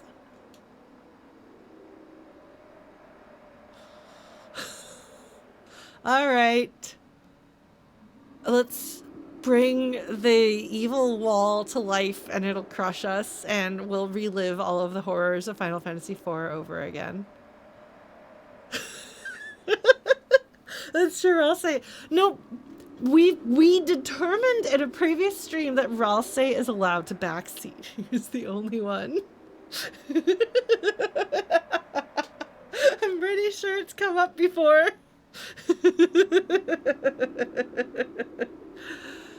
I mean, it's not just me. This looks like the wall from Final Fantasy IV, right? That's what I'm thinking of, right? Doomed by the narrative to backseat. Oh, they don't turn to look at you. That's okay. All right.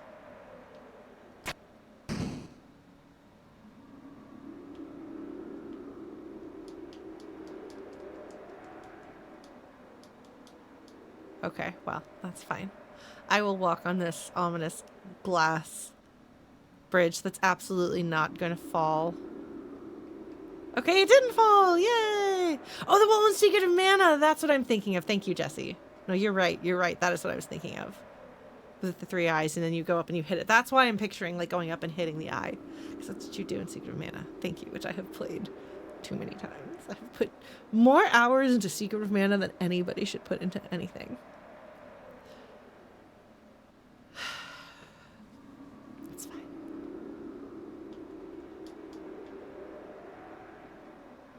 I know it's Karajan, but I look at that and I think Charjan? Charjan? I'm very cool. You've missed how cool I am. Why are there just like heaps? These are heaps. They're just heaps, like piles of like blankets. Piles of blankets. Mountains, piles of blankets. When I was a kid, my sister and I would like toss a giant, like a big blanket on the floor, and that would become like the fortress or the dungeon or whatever. And then we would play in it with our My Little Ponies. And like they would go around and have to like rescue friends and fight monsters and all of the stuff that you do when you're a kid who grew up on lots of RPGs and things. It's a good time. So maybe that's going to happen. Let's do that. Let's just assume that Toby Fox is going to bring my childhood, and personally my childhood, to life. And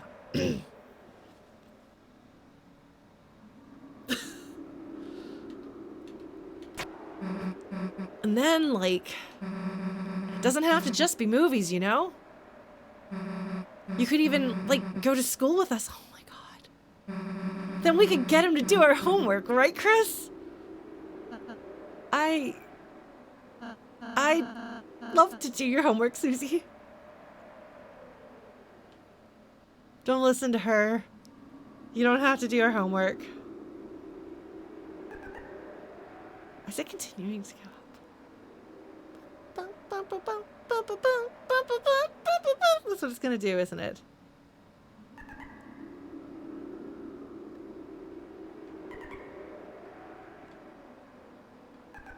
Oh, they're going back down again. That tells me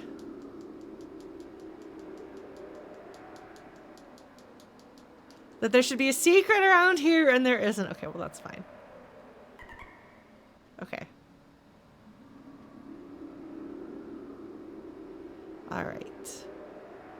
Woo, woo. I don't know. I don't know why. Oh. That one's slow. And that one's fast. Okay, so it's not that it's increasing in a particular... Oh. I love that it's the same spikes that we had at the beginning of Undertale, obviously.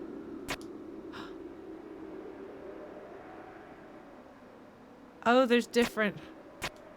So you hit this. The clock starts ticking down, and it's blue.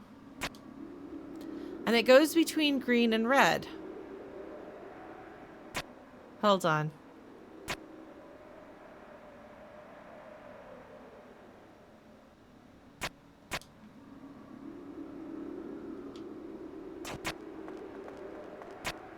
Okay, hold on. Oh, I see. Okay.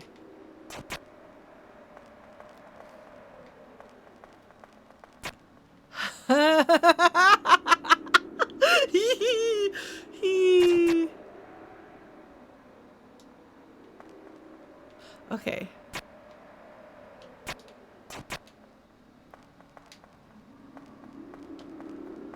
What? What?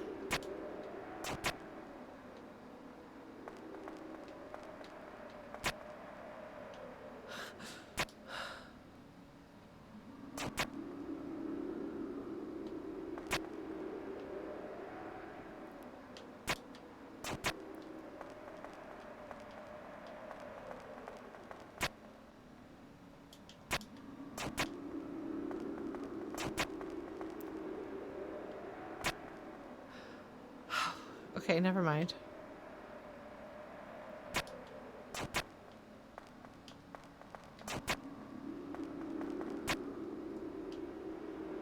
Okay.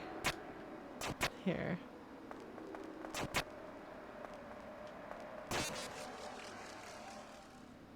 I think I got applause for that. Oh, it won't let me do that again. Well, that's fine. Oh, the history of clocks?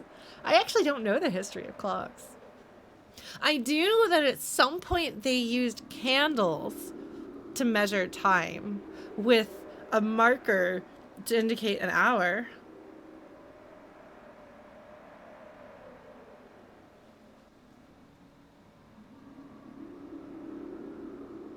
Yes, probably sundials were before that.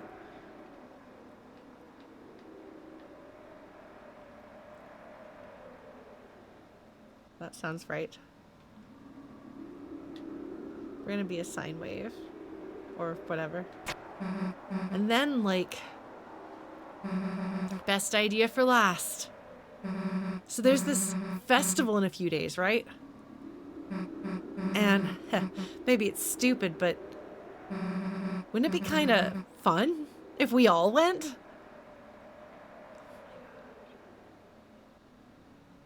I wonder how many days there are until the festival. I wonder if that's the culmination of the story of this game, because we have seven chapters plus an 8th chapter, I think. So that's a week potentially. So the festival could be the culmination of everything we've done.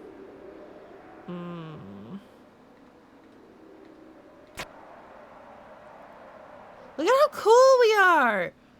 Man, Susie looks so cool. It's like she's like skateboarding down. What? No, but did you see? Did you? But no, but wait, no, but.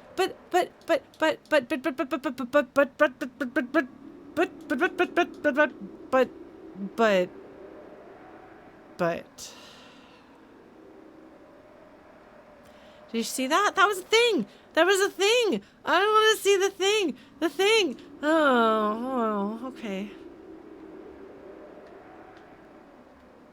Okay.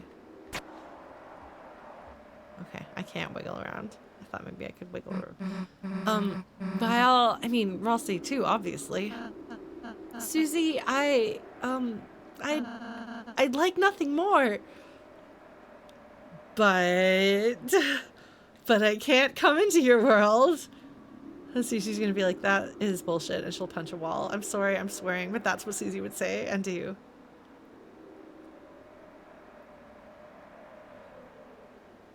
So she's not, even though she's gotten better at it, she's not the best at her feelings.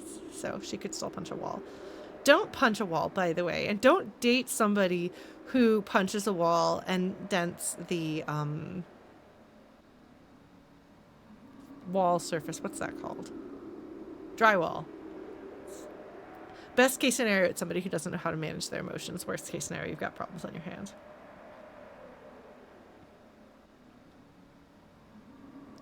Susie would absolutely punch the law of physics. Okay. I'd like nothing more than to go, Susie. But But you what? Sorry, we're doing my silly little walk.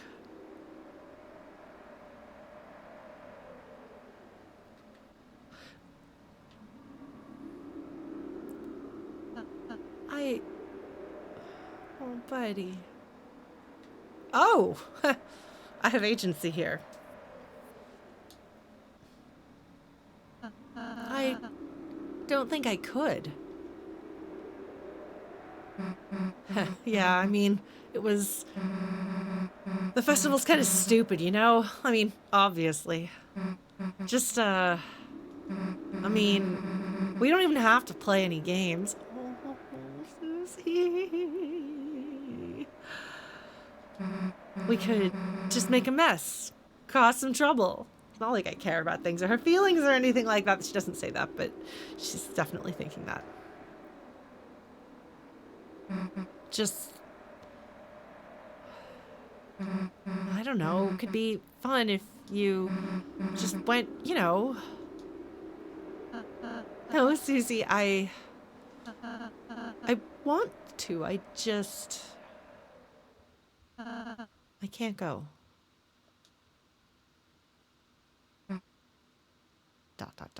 from Susie. ...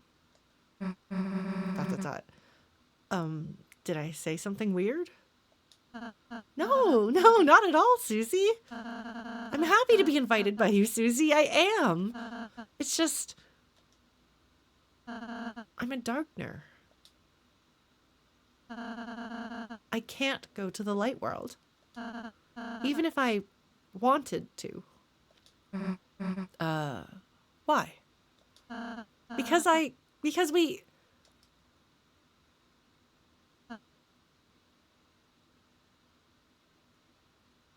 Oh.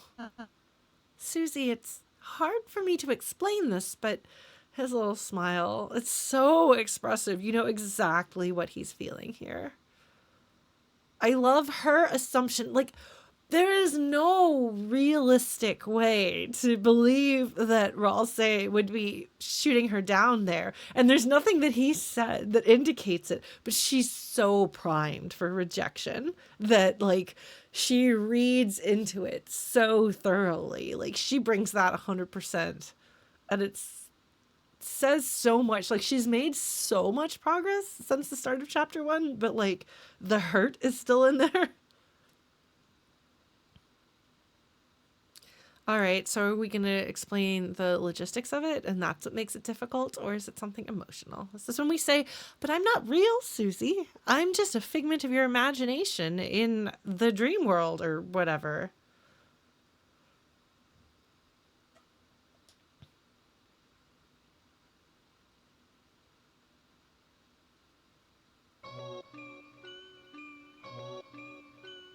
Is this Susie's room? Is this Susie's room? There's a Godzilla. You see, Susie, you and Chris live in the light world. I'm pretty sure that's Susie's room. That is a beat-up room. There's not very much in it. But the Godzilla poster is our hint. Yeah, like the bed has no bedsheet and no blanket. It's just a mattress that is torn. And a pillow. The bed itself is stained. The shelf is empty. There's a chair with what looks like a shirt thrown over it. The walls are cracked. Or maybe that's no, I think that's the wallpaper is peeling. So my theory here of Susie either being homeless or neglected does seem like this could be a room that she essentially squats in. We'll see. Either way, this feels like this is in line with about what I expected for her and is in line with her characterization. I love Susie. I love that despite whatever circumstances went into her becoming Susie, like, she does have a soft marshmallow middle in there. I have a lot of experience befriending people who are basically porcupines, prickly on the outside, marshmallow on the inside. Susie is 100% that kind of a person. Except she does seem like she's actually stopped needling her friends so much, which a lot of those people don't do. So that says something good about her. All right. So it sounds like we're going to hear about the logistics about the worlds being different, but I don't... Well, we'll see if he just straight up tells us the separation between the worlds and what it is. A place where everything is as you see.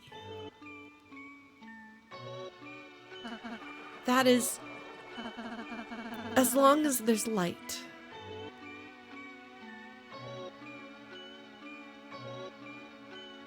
Somebody played Moonside at an influential young age, impressionable young age.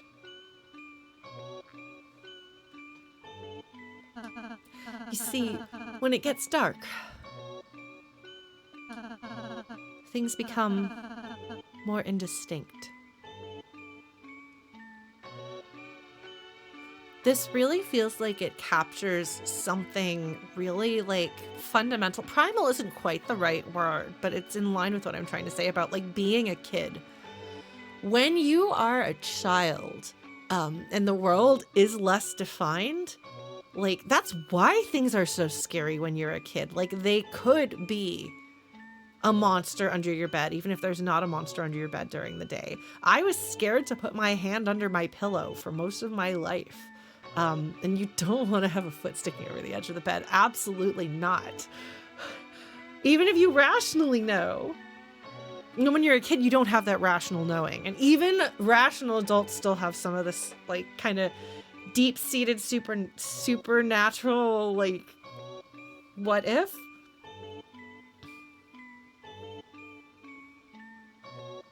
Like, so we all have that.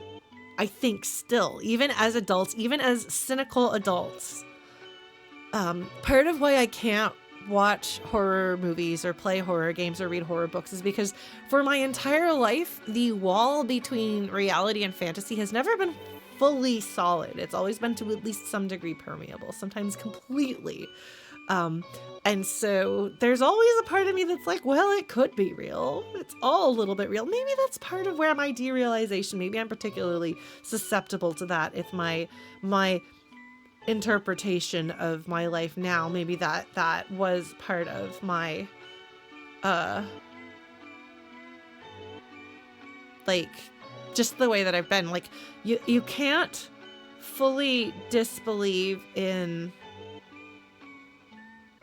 the bad because it would mean fully disbelieving in the good, if that makes sense. That's how it always was to me, is if you want to cut demons and monsters out, you have to cut fairies and magic out too, and that was something I wasn't willing to do.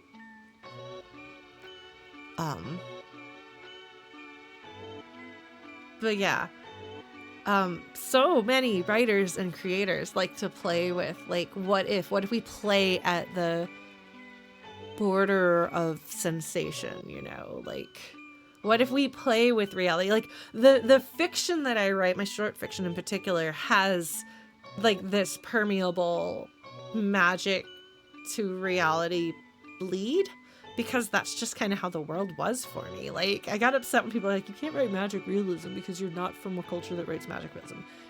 It turns out, like, my heritage does actually have magic realism, so take that. But it's just something that came very fluently and naturally to me. So if you read my short stories, which maybe someday I will actually get around to putting out there in audio format, that's apparently a thing. So if you're okay with me reading stuff, that's the thing I was starting to work on, was to release a series of my short stories as audio fiction. But you'll hear what I mean by that blur between fantasy and reality. Anyway, that was a bit of a tangent. I think Toby Fox is really good at getting at people's, like, emotional states and connections and things, but it's cool that he's able to tap into kind of this sense of, like, childhood wonder, whimsy, and fear and horror too. So I'm very curious to see. And I hope you don't mind me just kind of extrapolating on that, maybe going into a little bit where I think some of the influences that maybe shaped his storytelling might come from. But I will say that also is part of why it's important to, if you want to make games, don't just play games. If you want to write books, don't just read books. Like, consume stories widely across mediums and take your inspiration from that. Yeah, as a young teen viscerally believing in grooves, which if you're not familiar with the Zork games, once you're in the dark, be careful, you might get eaten by a grue. And I still have nerves if I'm in the dark. I have to rush to get into light. Yep, I get it. So let's see. So if it is the darkness itself, so that the two worlds aren't entirely distinct from one another, that's very interesting to me, because that's a question that I always run into with stories that I'm writing, is like kind of like what's outside and what's inside. How do we define the boundaries between these two? Do they exist like in the same universe, or like are they in parallel dimensions? Are they two sides of one world? Like, there's something very existential that I really want to understand and answer about fictional worlds with like double worlds like this, and my own writing. So yeah. All right, so I'm gonna actually progress the text. This is a very nostalgic sounding song.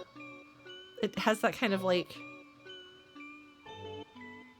worn down VHS tape feel to it. Tape effects. A chair can look like a monster. A poster can look like it's moving. It's a little difficult to call things monsters in a world where people are monsters, but maybe they're not called monsters in Deltarune the way they are in Undertale. Your eyes can't see the truth anymore. And when the light runs out,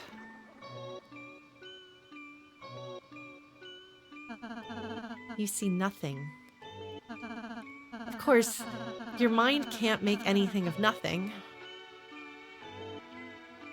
So if the darkness comes to the light world, it becomes nothing.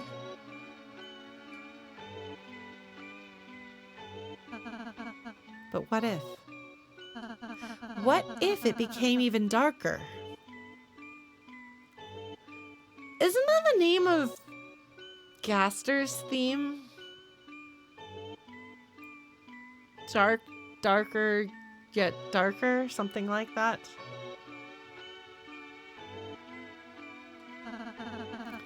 Darker than dark. I've seen that before. That's the thing you see when you start up the demo. The demo right there. Darker than dark. Interesting. What if we could take away the light that wasn't there? Take away the light that wasn't there until we reached another side. If that were to happen,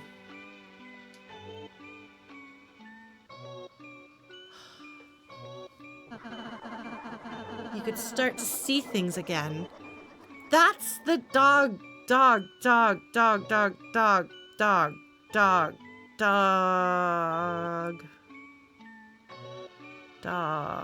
Endogyny. Thank you. Thank you, Justin. Wait, hold up, though. Those are not, that's endogyny, but those are, I don't know those. I don't know that 5-hand tail creature. Because, like, the endogyny tells me, like, this is not good. This is not supposed to happen. But the other things in the background are creepier. And hear them. Oh, we're, like, in another place. There's water.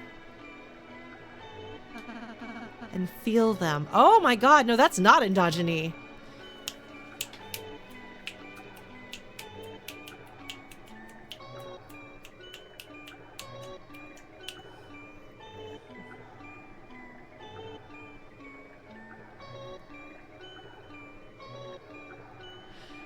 All right, I know that smile. That is the chapter title, Smile, and I know those eyes. Those are Spamton's eyes.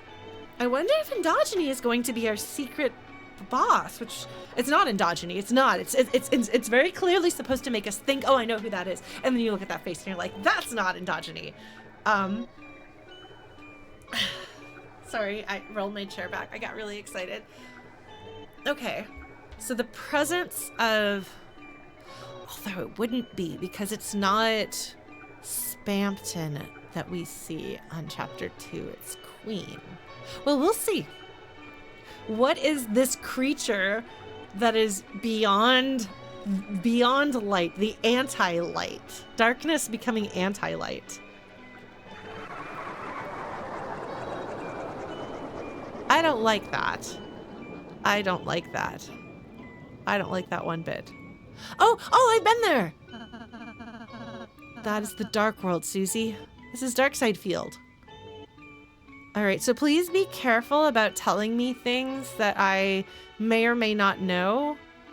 But I probably won't be looking at chat a whole lot for this section, so just asking you to please sit on your hands. An alternate view of reality through the lens of shadow. I have the shadow gems that I got from the secret bosses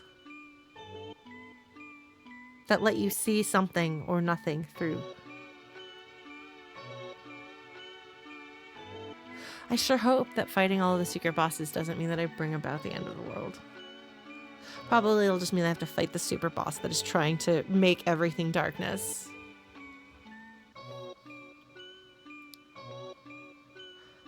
So through the lens of shadow, things that seem mundane in the real world take on an entirely separate identity. Like, I'm pretty sure that Ralsei is a stuffed animal. Like, the fact that Toby Fox has said that no Lightners can have plushies made of them officially, because Lightners are real. Darkners are not. Darkners are just stuffed animals. They are just toys, playing cards, pencil things, whatever. But viewed through darkness.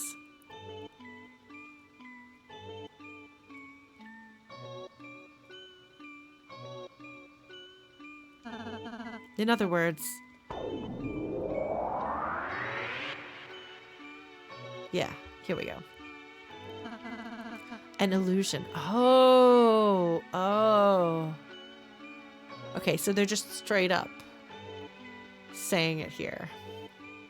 So he's aware that he's not real in the Lightner world. The dark fountains change everything into a fantasy.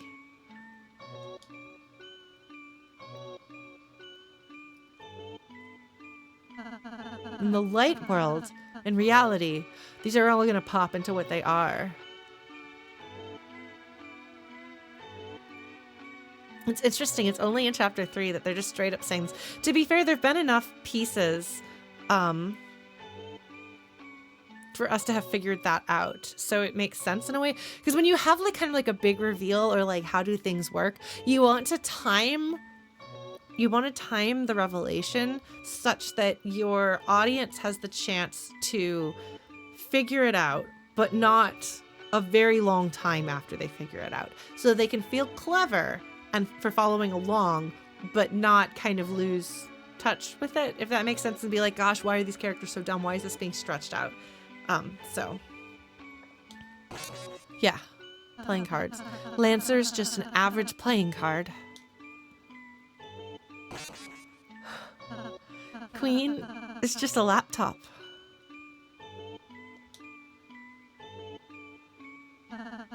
In other words, when the lights come back on, imagination fades away. This world is no longer real.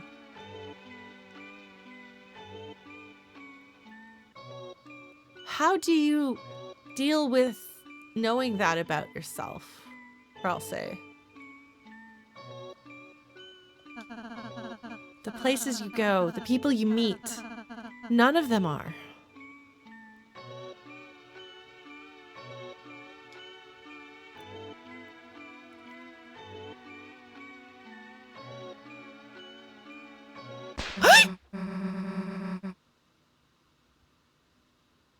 Did you hear there was no voice there? Even I, the one telling you this, am. And then Susie smacks him.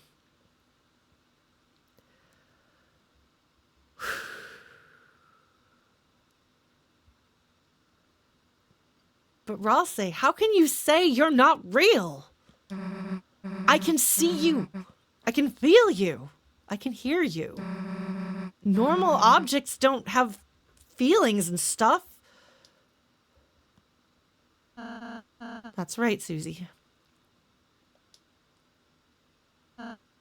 They shouldn't. Oh, this is where he's going. With this revelation being fairly early in the story, then instead of it being like this big reveal of, oh no, it was all an illusion all along, it's like, what does it mean that they are real or aren't real? Are they real or are they not real? And what can we do about it? There were a bunch of animes like that. Fushigigi and Magic Knight Rayearth come to mind.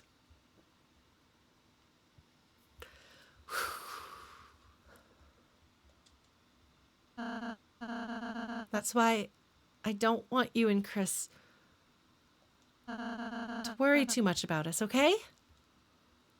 Because we're not real, so our feelings don't matter. Right? Is that what you're saying here, Ralsei? It's funny. I was overjoyed to make friends. Then, selfishly, I started feeling sad, too. Sad I couldn't be your friend in real life, Susie. That I can't do your homework. That I can't go with you. That I can't be there to help you when you really need me. Ralsei, I'm sorry. That's why if, me, Lancer, we can't do it all. So, if you ever feel like we're not enough,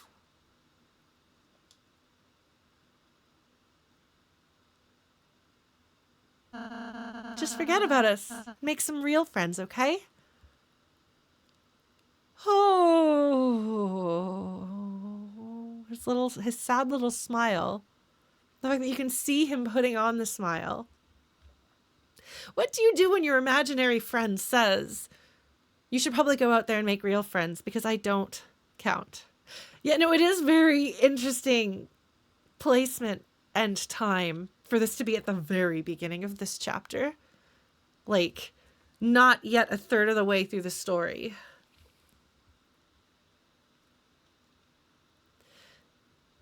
Yes, the last unicorn has things about what is real and what is not. The Velveteen Rabbit. This is something that people have been very interested in.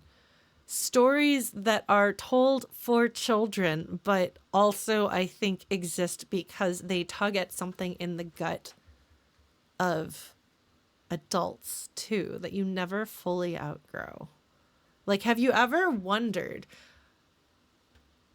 how can you know that what you see and feel and experience as something, like what you perceive colors to be, is the same as what other people perceive that same color to be? There's the whole question of, how can I be sure that the people around me are real? How can I be sure that I am real? I think, therefore I am. There's one about you have to develop theory of mind, which is the conception that those around you actually exist and actually are real. Babies aren't born with that. There is a point in child development when kids become able to think of other people around them as real living things. And so kids are... Yes, theory of mind is what it's called. Kids are, they're a little bit sociopathic. Not because there's anything wrong with them, but because you actually have to develop the capacity to conceive of other entities as having feelings just like you have feelings. It's this like revelation of like, oh, I can hurt you. This thing hurts you because it hurts me. And just like I can be hurt, you can also be hurt. And it's a very, very, very, very important part of human development. And there are people who I think have an underdeveloped sense of theory of mind, or have decided that categories of people don't count as real, don't count as human. And so that's why it may seem like hypocrisy from the outside to be like, how can you have this different set of rules for those people than for people like you? And the answer is because those aren't people to them.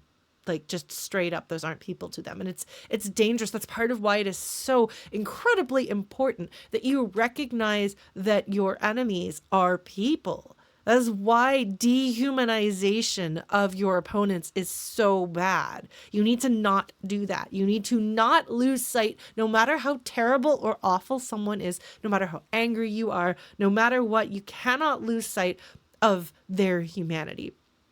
Because when they are not human, when they are not people, you can start to excuse things that you should never excuse. And that is not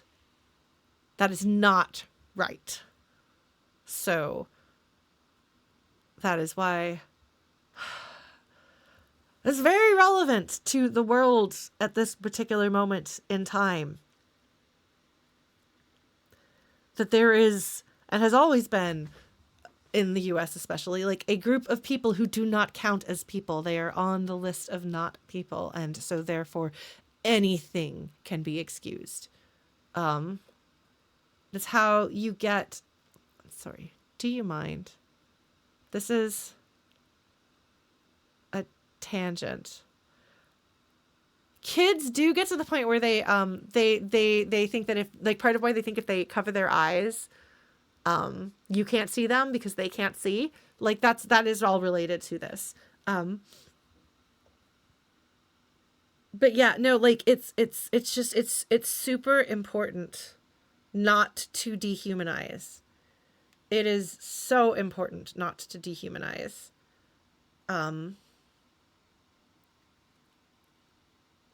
Like, history is full of unthinkable crimes against people because they don't count as people. And that needs to not happen. It needs to be stopped. So, like, for example, babies don't feel pain. Black people don't feel pain. Animals don't feel pain. These are literally things that people have scientifically believed and excused doing things that cause massive amounts of pain and just ignored. That's not really pain. Their pain sounds that they're making aren't actual pain because they don't feel real pain. So there's real world consequences for this philosophical problem. So I think that is probably not actually directly related to this idea of who's real and who's not real, as far as, like, fantasy stories. They're usually exploring something different. But there is, I think, this need to know that I am real. I mean, isn't that why people like to leave graffiti, mark their initials on something to show that I was here? Because fundamentally, like, taking out of the equation, like, the, like, fear of death, etc., just set that on a shelf. That's a separate problem. But, like, the, like, I need somebody to see that I exist now, not that I have existed so something of me remains, but I need to be seen now. I need to be known now. That's a really deep human need. But we keep telling stories about, what if we're not real? What if you aren't seen? You know, the Velveteen Rabbit. What makes you real? Love. When someone truly loves you, then you become real. Other things have their own answer to that question. But yes, you want to believe that you are real and present.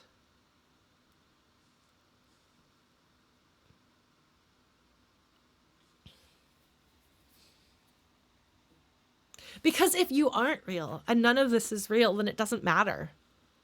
If, as I've kind of felt for the past few years of my life, if I am not real and this is all just the hallucination of a dying brain or a dream that won't end or something, then what difference does it make if I get up and do my work? It doesn't matter. It doesn't matter. You don't make your bed in a dream. You don't need to make your bed in a dream. It doesn't matter. There's no consequences. They aren't real. It doesn't matter what you say to people. It doesn't matter if you keep up with your friendships. There's no consequence. Those aren't real friendships. Those aren't real people. Do you feel like you need to pick up the phone and call people and keep in touch with everyone you know in a dream? No, you don't. Like, if it's particularly relevant to what's going on in the dream, yeah. But, like, if you don't, like, it's fine. Somebody decides they hate you forever in a dream. That's fine. They're not real. That doesn't actually affect anything. It's really hard to continue to do things that are hard when your brain's like, but it's not real. And there are no consequences. What difference does it make? Like,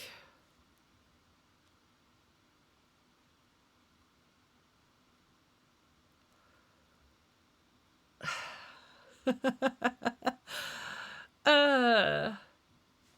I guess I am arrogant enough that even in my maybe this is all a dream world, it still has me at its center, as opposed to Ralsei being the mirror of somebody else's reality. The absence of reality is my own.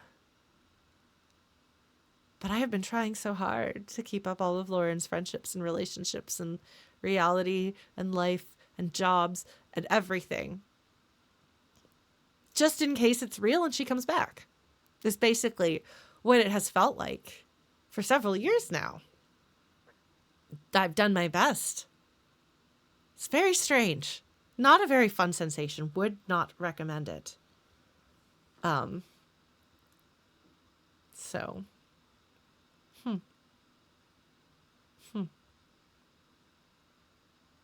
And sometimes you're just like, maybe I just won't get out of bed.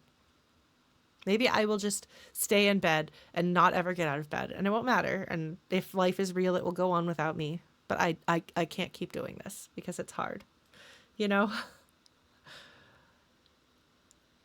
But you just got to have some faith that it is real. You got to have some faith that, I mean, you can't let the people down just in case they're real. I couldn't live with myself. I don't want to let my fictional people down. The people who are probably real, definitely don't want to let them down. So, consequently, I have persevered. And I am here streaming. Because that's the thing to do, and that's what Lauren would do. She would want to stream this game. We will see what my reactions are like. We will see if they are the same. We will see if I have feelings. We'll see if I get to cry. It's funny, people used to leave comments saying, like, I appreciate you crying in video games because it lets me cry or live vicariously through your feelings because I feel like my feelings have been cut off. Well, let's see what happens. Let's see what happens. If Lauren, as she's been, still exists, she lives in like the elemental plane of crying constantly. So we'll just happen to that. That's fun. It's not fun. Whew. Okay. Anyway. Yeah. I can see why some people have said you in particular need to play this chapter, Lauren. And I was like, oh, there must be characters that I would like. But no. I've been sitting here struggling with the I am not real and I am not a person. And then this game is like, let's talk about reality and not being a person. Oh. Oh. Okay. All right. All right, Mr. Toby Fox. You hit me where I am right now. That's fine.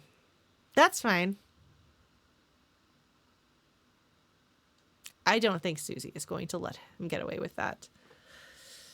I don't know that she's going to handle it well. But her intent, I think, will be to be supportive.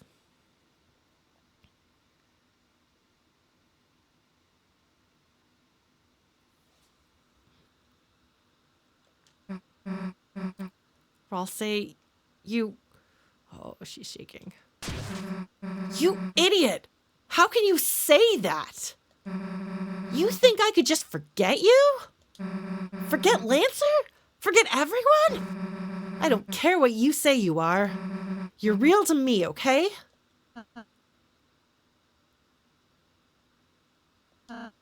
Susie, I'm happy to hear that, but shut up and listen to me. No matter what you say, no matter what you are, me, you, Chris, we're a team, all right? None of us are gonna forget each other. Please don't do that ending, Toby Fox. Please don't have us have an ending where... No ending of Illusion of Gaia. Please. So please. Just... She doesn't know what she wants to say.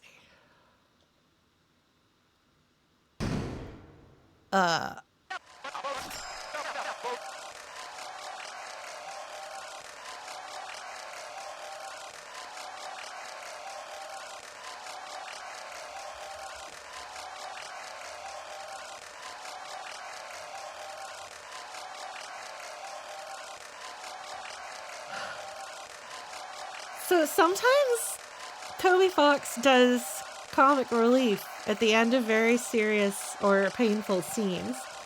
This is not one of them. This is just plain jarring and disconcerting. Also, the shortness of this loop really drives it home. And this font has explosions. Incredible. Okay. Notice that Chris is standing way in the back. Chris was not part of this at all. Chris did not participate in this conversation. Oh, so this amazing performance, it said. The audience has been brought to tears, folks. And tears is also specialty. God, this must have taken a really long time to do all these specialty fonts. Man.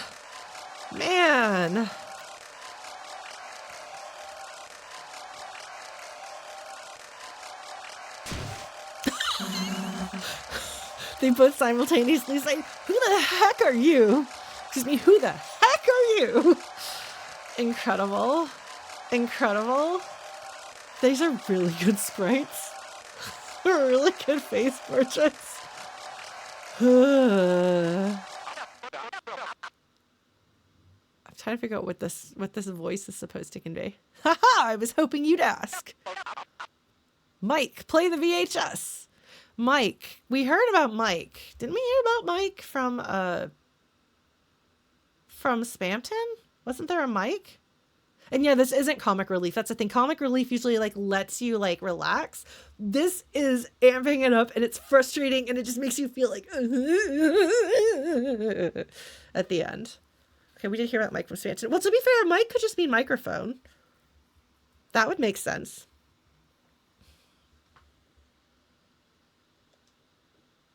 Oh, God.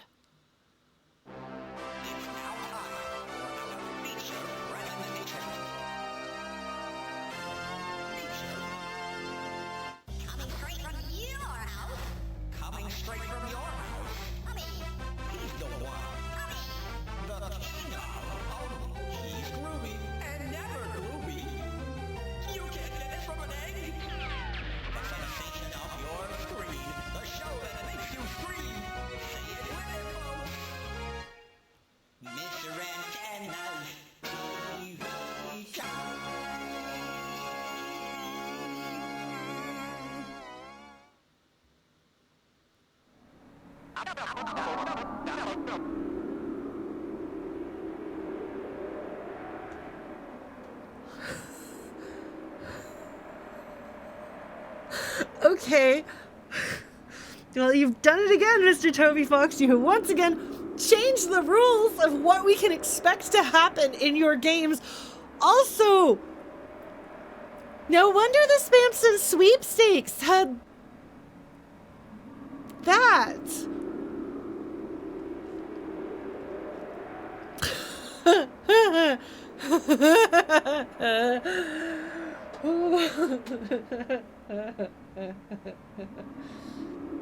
Yeah, rules don't have to exist. That was a really nice fade from whatever that was to the pixel art here. Everything is very jarring and disconcerting, and I don't know how to feel about it.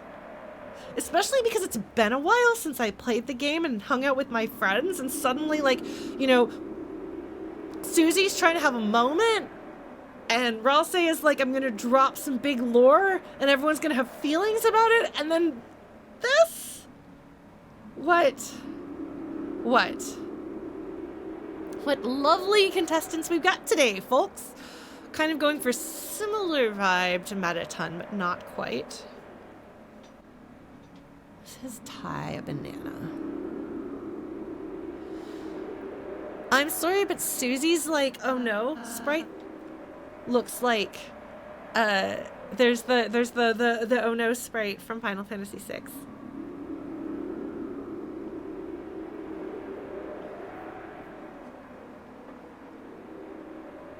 That's what it looks like to me. Ralsei says, contestants? Yes! You three are the stars of today's show.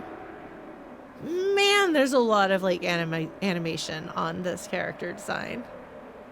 Also, he doesn't look like he's in the same dimension as everybody else. Come to think of it, he doesn't have outlines. He looks like... What is it, Earthworm Jim? Where it's like 3D, 2D? It's like 2D trying to look 3D? Mario RPG, yeah.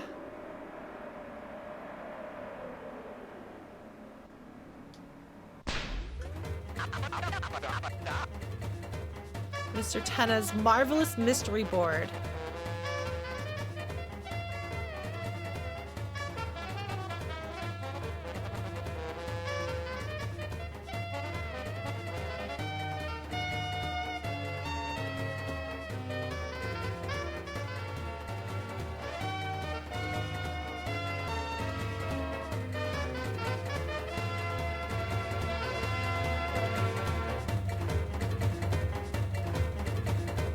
Paper Mario. That's what that background looks like.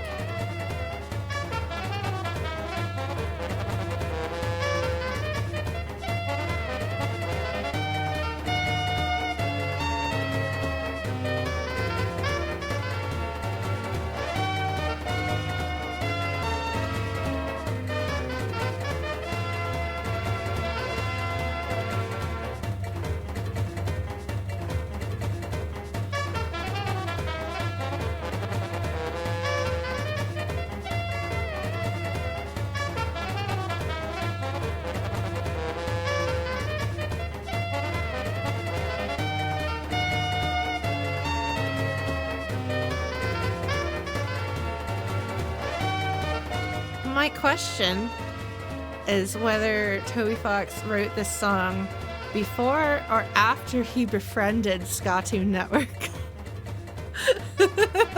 And the other and Carlos Insane in the Rain, and got them to start doing music for like the official stuff for him. I guess this is saxophones though. Yeah, this is saxophones. This is more Carlos. I assume that every group of sax players in the VGM scene has covered this song. Saxophone makes me think of 90s television. This is not quite the right kind. Yeah, it is a Paper Mario level up type background, isn't it? Isn't it? It's not just me. in the past, people sometimes like, Lauren, Toby Fox can make original things. Stop trying to find... No, this man wears his influences on his sleeve, and I am respecting him by pointing out the influences where I see them. He very much makes his own thing. He takes his influences and has no shame about leaning 150% into them. Like, hello, the opera scene. Excuse me, what? They're very much his own thing. They serve his own stories and answer his own questions and things that he wants to explore. But... okay, well, I don't know Mario RPG as well as I know Paper Mario. I didn't like Mario RPG, whereas I played Paper Mario 1 and 2. So this is where I gravitate towards. Or that is, rather. Except that this is more melodic than a Paper Mario song. This sounds better than a Paper Mario song. That's right. I went there.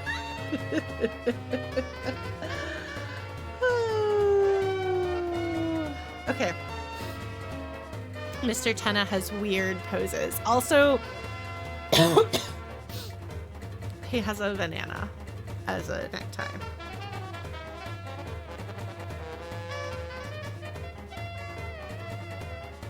Sorry, I'm grooving. I hate the Mario RPG soundtrack. Yeah. That's my hot take. Whenever people are like, pull out a hot take, that's my VGM hot take. I hate it.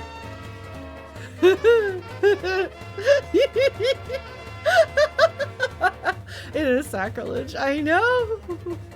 I know.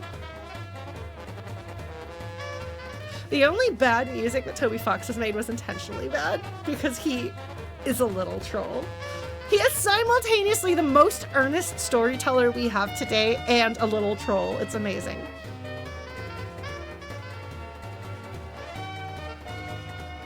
You know, actually no, this is like a Surfing Mario Galaxy style song. They're like penguins and annoying surfboards with motion controls. That's what this is.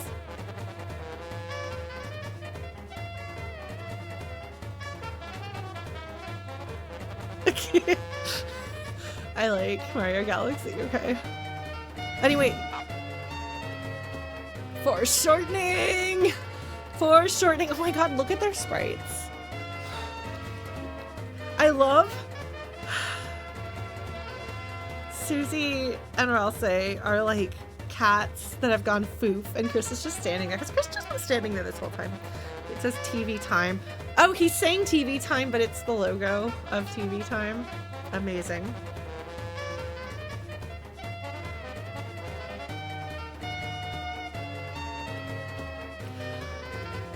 I am not going to be able to sit still the whole time. This is not even the kind of music that I like, but this is the kind of music you can't sit still to.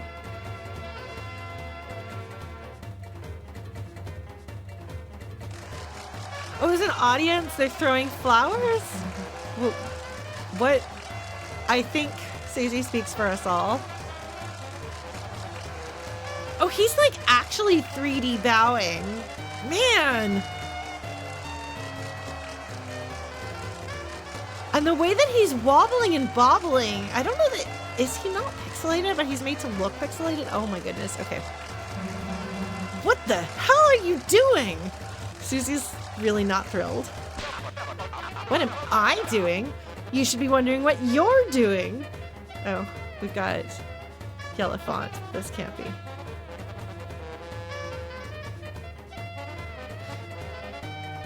Okay, so they 3D animated and turned it into pixel art.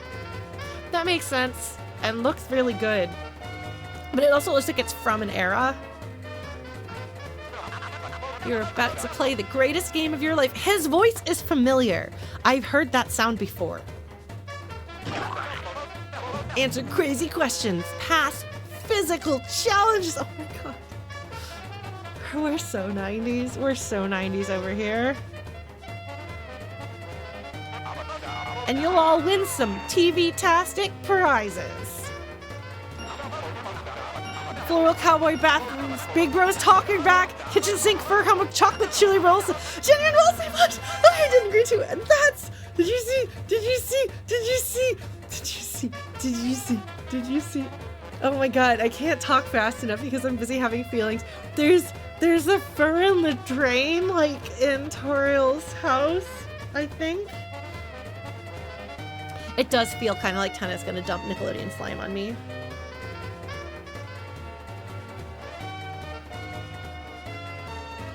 And yeah, the family van, commercial use only, and it's the face is I know that guy.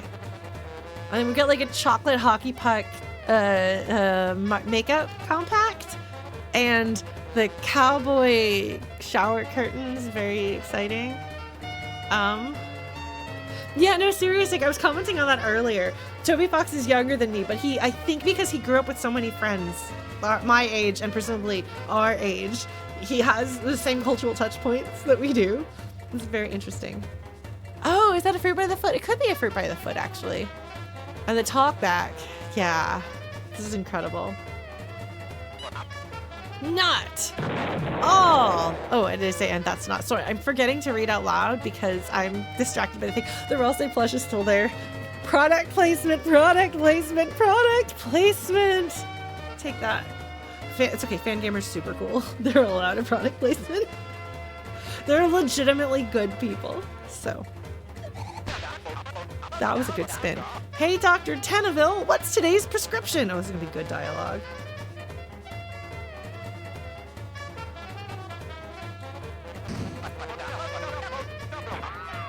Why, it looks like a prescription for 1 grand prize. I think I might have seen people cosplaying this version of him. Like I said, I tried really hard not to think about all the TV heads walking around. I hope that they cosplay as him and do this dance. That would be incredible.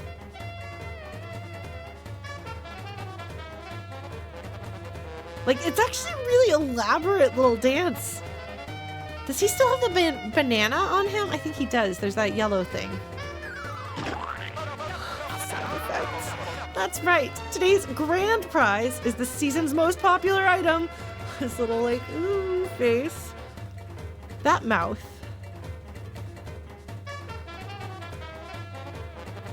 There's the comic within Homestuck.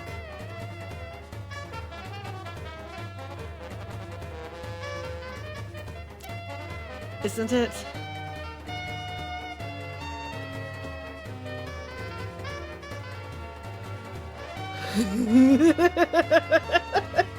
I've never read Homestuck, but Andrew Mallon in the Fleety Pies Discord likes to use screens from it as reaction pictures. And, well, Toby Fox.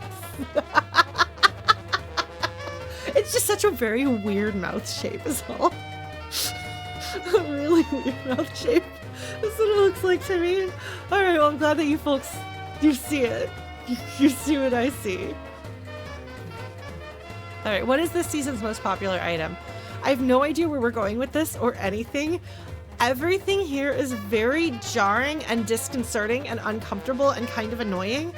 But one thing that I have learned from Toby Fox is that when he presents you with a character who is obnoxious and weird and jarring and strange, you're gonna be crying about that character by the end.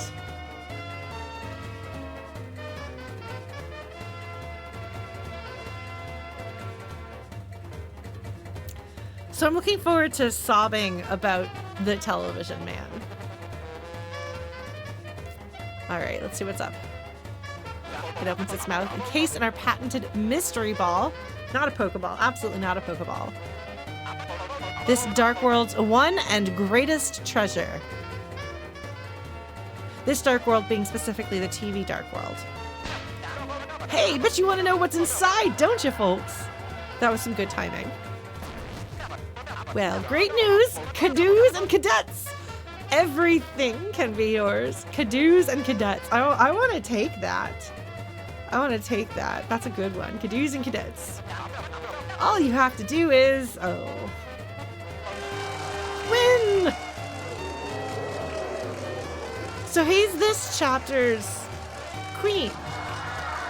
I don't know what I thought he was gonna be. I thought he might be like your companion, not the weird whatever. But he's the weird, what was that? Wow, I've never seen the funometer like this, folks. Thought it was the funkometer, it's not. Now don't touch that dial, because tonight we are gonna have one heck of a, don't touch that dial is just, you gotta have it in TV presenter dialogue, like perfect. Perfect. Who the hell is we? Oh my god. Susie is not having it. She's back to serious mode. She's gonna pull out her axe and try to kick his butt, isn't she? Well, this is a game show, and you guys are the contestants, right? He looks concerned, and his mouth is doing that weird thing again. Let me be a little clearer. We aren't being on your stupid show. You aren't? Oh, oh well, that's just... Oh my god, the audience is leaving. It's just like Paper Mario. And the fun meter is drooping, and his antennas are drooping, and he is drooping. I'm gonna turn into a puddle, Mr. TV. He got smaller! That's just hunky-doody, you know? You do you. Meanwhile,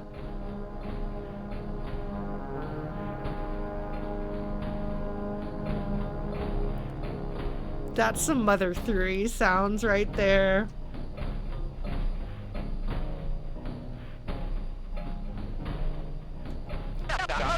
Guess it'll just be me and the logo. Ha.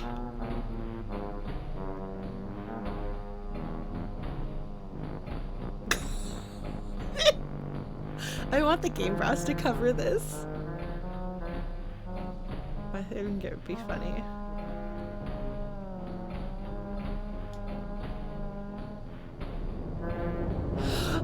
Killed! Susie? What? Susie, I know I can't go to the festival with you, but if I can, I still want to have fun with you and Chris. Ralsei, maybe we could just try playing this game. And if we can't watch TV, maybe we can be on it? Is this gonna be sufficient consolation prize? Is Susie gonna get super into it? Or go crazy? Alright, fine. We'll give it a shot. God, she's so much healthier than she was at the start of the game. Like, this is incredible. There were a bunch of reactions she could have had to this, but this is actually pretty decent. You'll give it a shot? My game? I guess. Oh, you will? Oh, you thrill! Oh my god. The fun meter is out of control.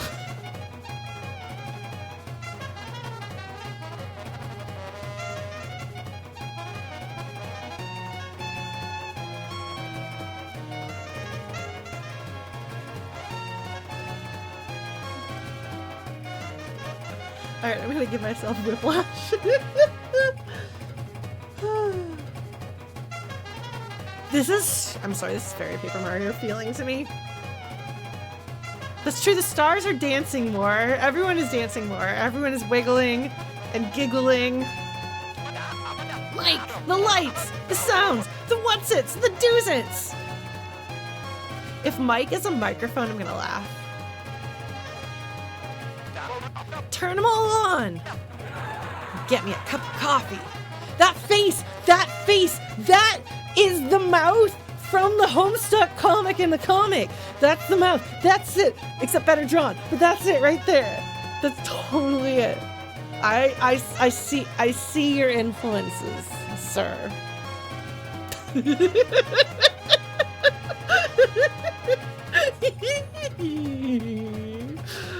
Also, I love that the font changed for this. Right over here, ladies and germs.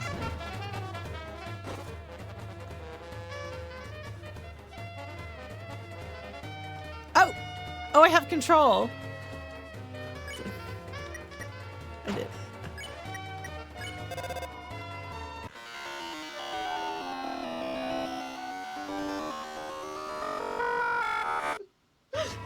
I'm helping.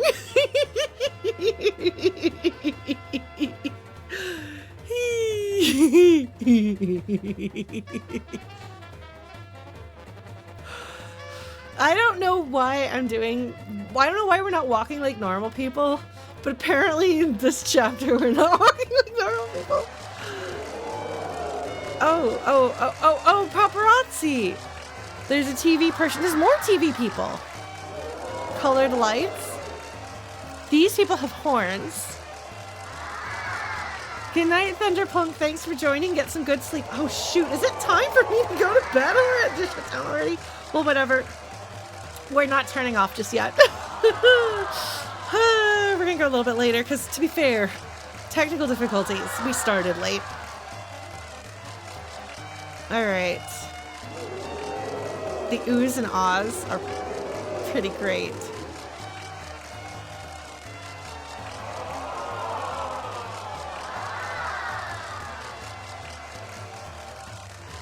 Is there a limit?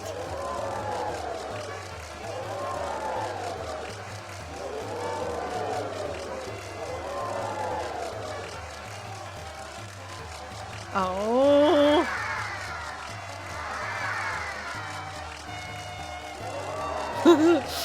Sorry. I should have seen if I could control the sounds. Oh, there's a book. Oh, there's sax guys. There's sax guy. And I feel like I've seen the silhouettes. Are these similar to the silhouettes of... Maybe not. Okay, there's books. There's people. Oh, little buddies. Okay, all right, we're gonna do this. Well, thank you for stopping by, Entropy Emissary. Those of you who are on the other side of the world should probably get some sleep. Everybody who is on my side of the world, we're gonna stay up a little bit longer. Oh, they were in the Spamton sweepstakes. That's why I've seen them before. Okay. That I did see. All right. Book. Huh? It's a reminder manual I was revising. They're going to tell me how to play the game. How'd it get here exactly? Sure. Read it. Spare enemies whose name become yellow. I remember that. Use pacify on tired enemies whose names are blue. And remember Susie and Ralsei's S action and R action too. I don't remember what those are.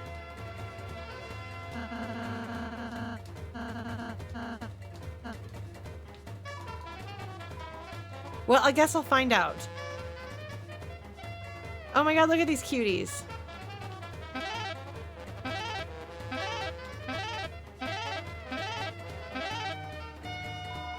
Wants an autograph. Sign or don't?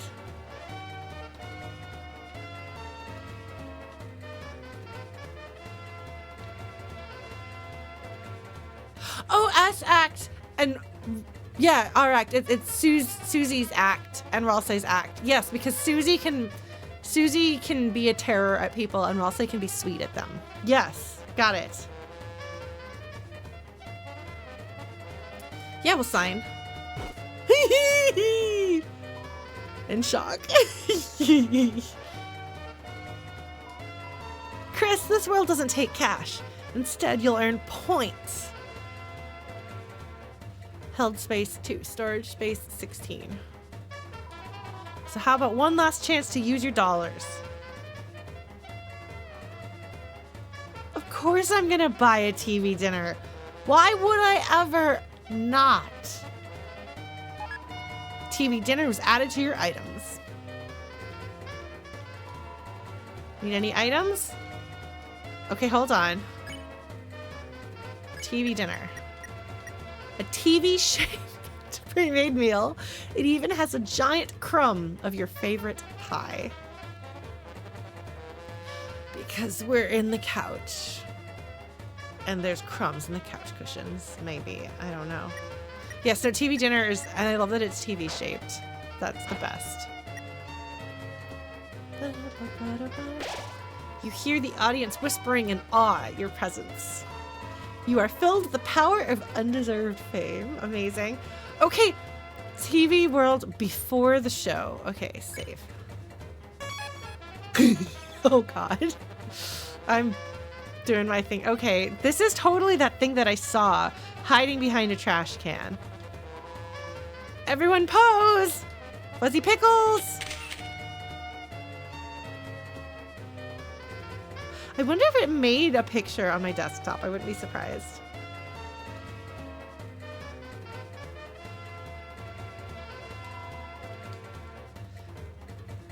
Do we have different poses or just the one? Just the one. Okay. They're so cool. All right. Your performance will be graded. S rank, A rank, that sort of thing. There ain't no shame in having a low rank, so just have fun. There might be a special room for S rank winners. Ah, the stars. Charmed. We'll be your boss encounter. Here's a little romantic forecast for you. The weather. Oh! It's the moon and not the moon? Maybe not. Always sticks together. Okay, no, their weather. Tonight's weather is... crystal.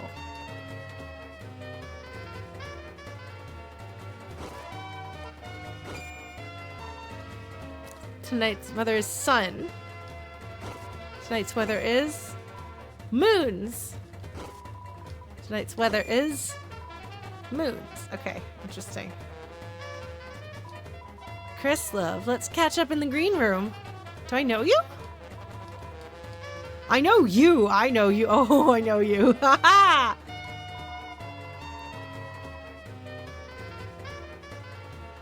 Hello, second dad.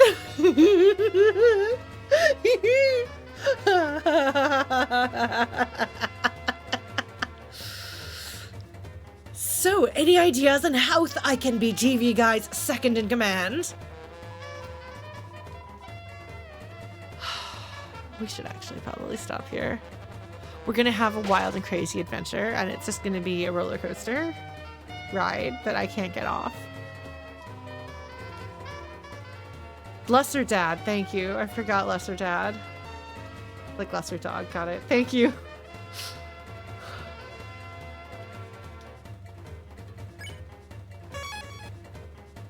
I like that the save noises are the same. There's something very nostalgic about them now. All right. Well, in 2.5 hours-ish, we managed to do something. Which is more... Yeah, I can feel like there's going to be a lot more stuff happening. So, they had a really... Okay, so it's fun. As we had this very... Sorry, I know it's almost time to go to bed. We're going to take a couple minutes. We're going to take a couple minutes to talk. You know me. We have this beautiful little insert of character development, serious character development for Susie that pays off what we've been building to with the past the past 2 chapters, especially the stage that's, or the foundation that's laid in the first chapter. And it comes together beautifully that we get to see her actually expressing her feelings in a positive and friendly way. Getting strength from friendship, thinking that this is maybe something that she can have going forward. This is something she has a right to. Something she can hope for. So that's very rewarding and very satisfying. Then we get teased with this very interesting bit of lore, essentially. Trying to figure out, like, what is the deal with the Dark World, which is a puzzle that we've all been trying to solve, because if there's one thing that Undertale and Deltarune fans like, it's solving puzzles, hence the whole thing with Gaster, which I still don't fully know about, and that's fine. I don't need to. If I need to, the game will tell me. Although I do know Fanon's interpretation of him. I have read webcomics that people have done and things.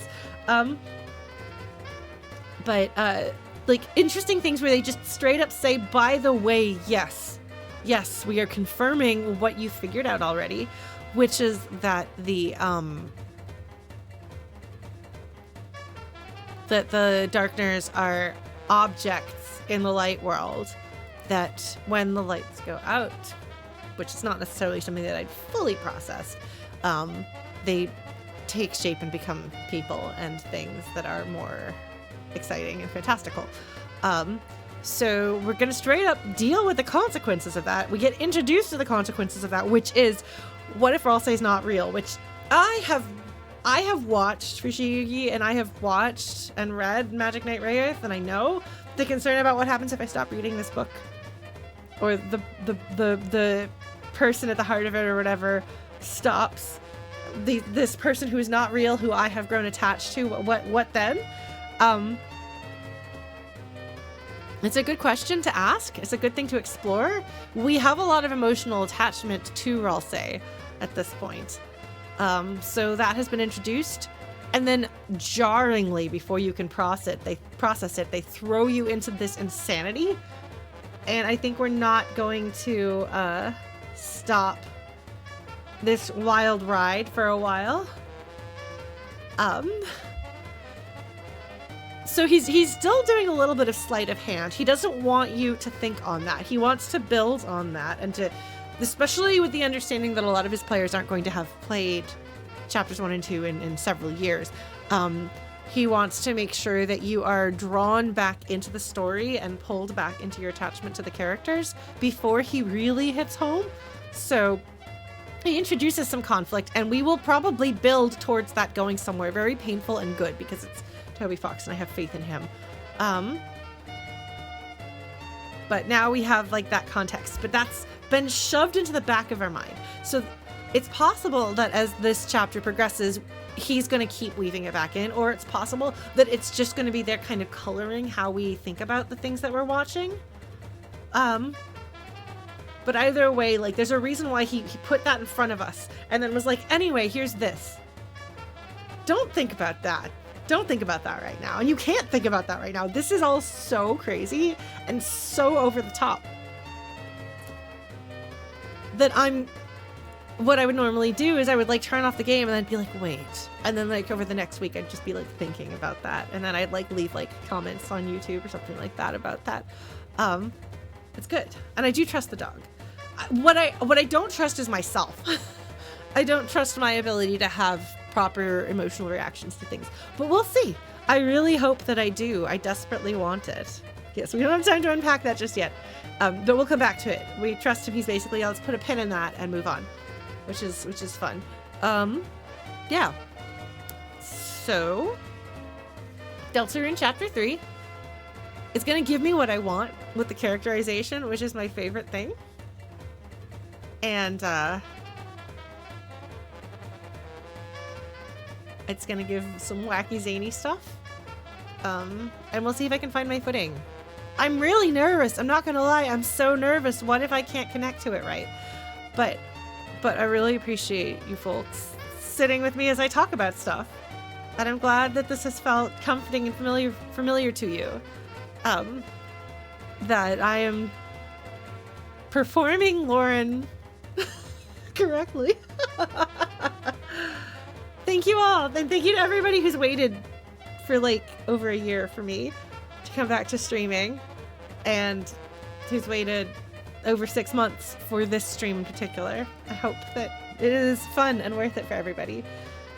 And we'll be back next Tuesday. We're gonna dance to this groovy music.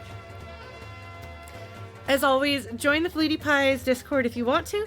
And I will see you lovely folks later. Bye!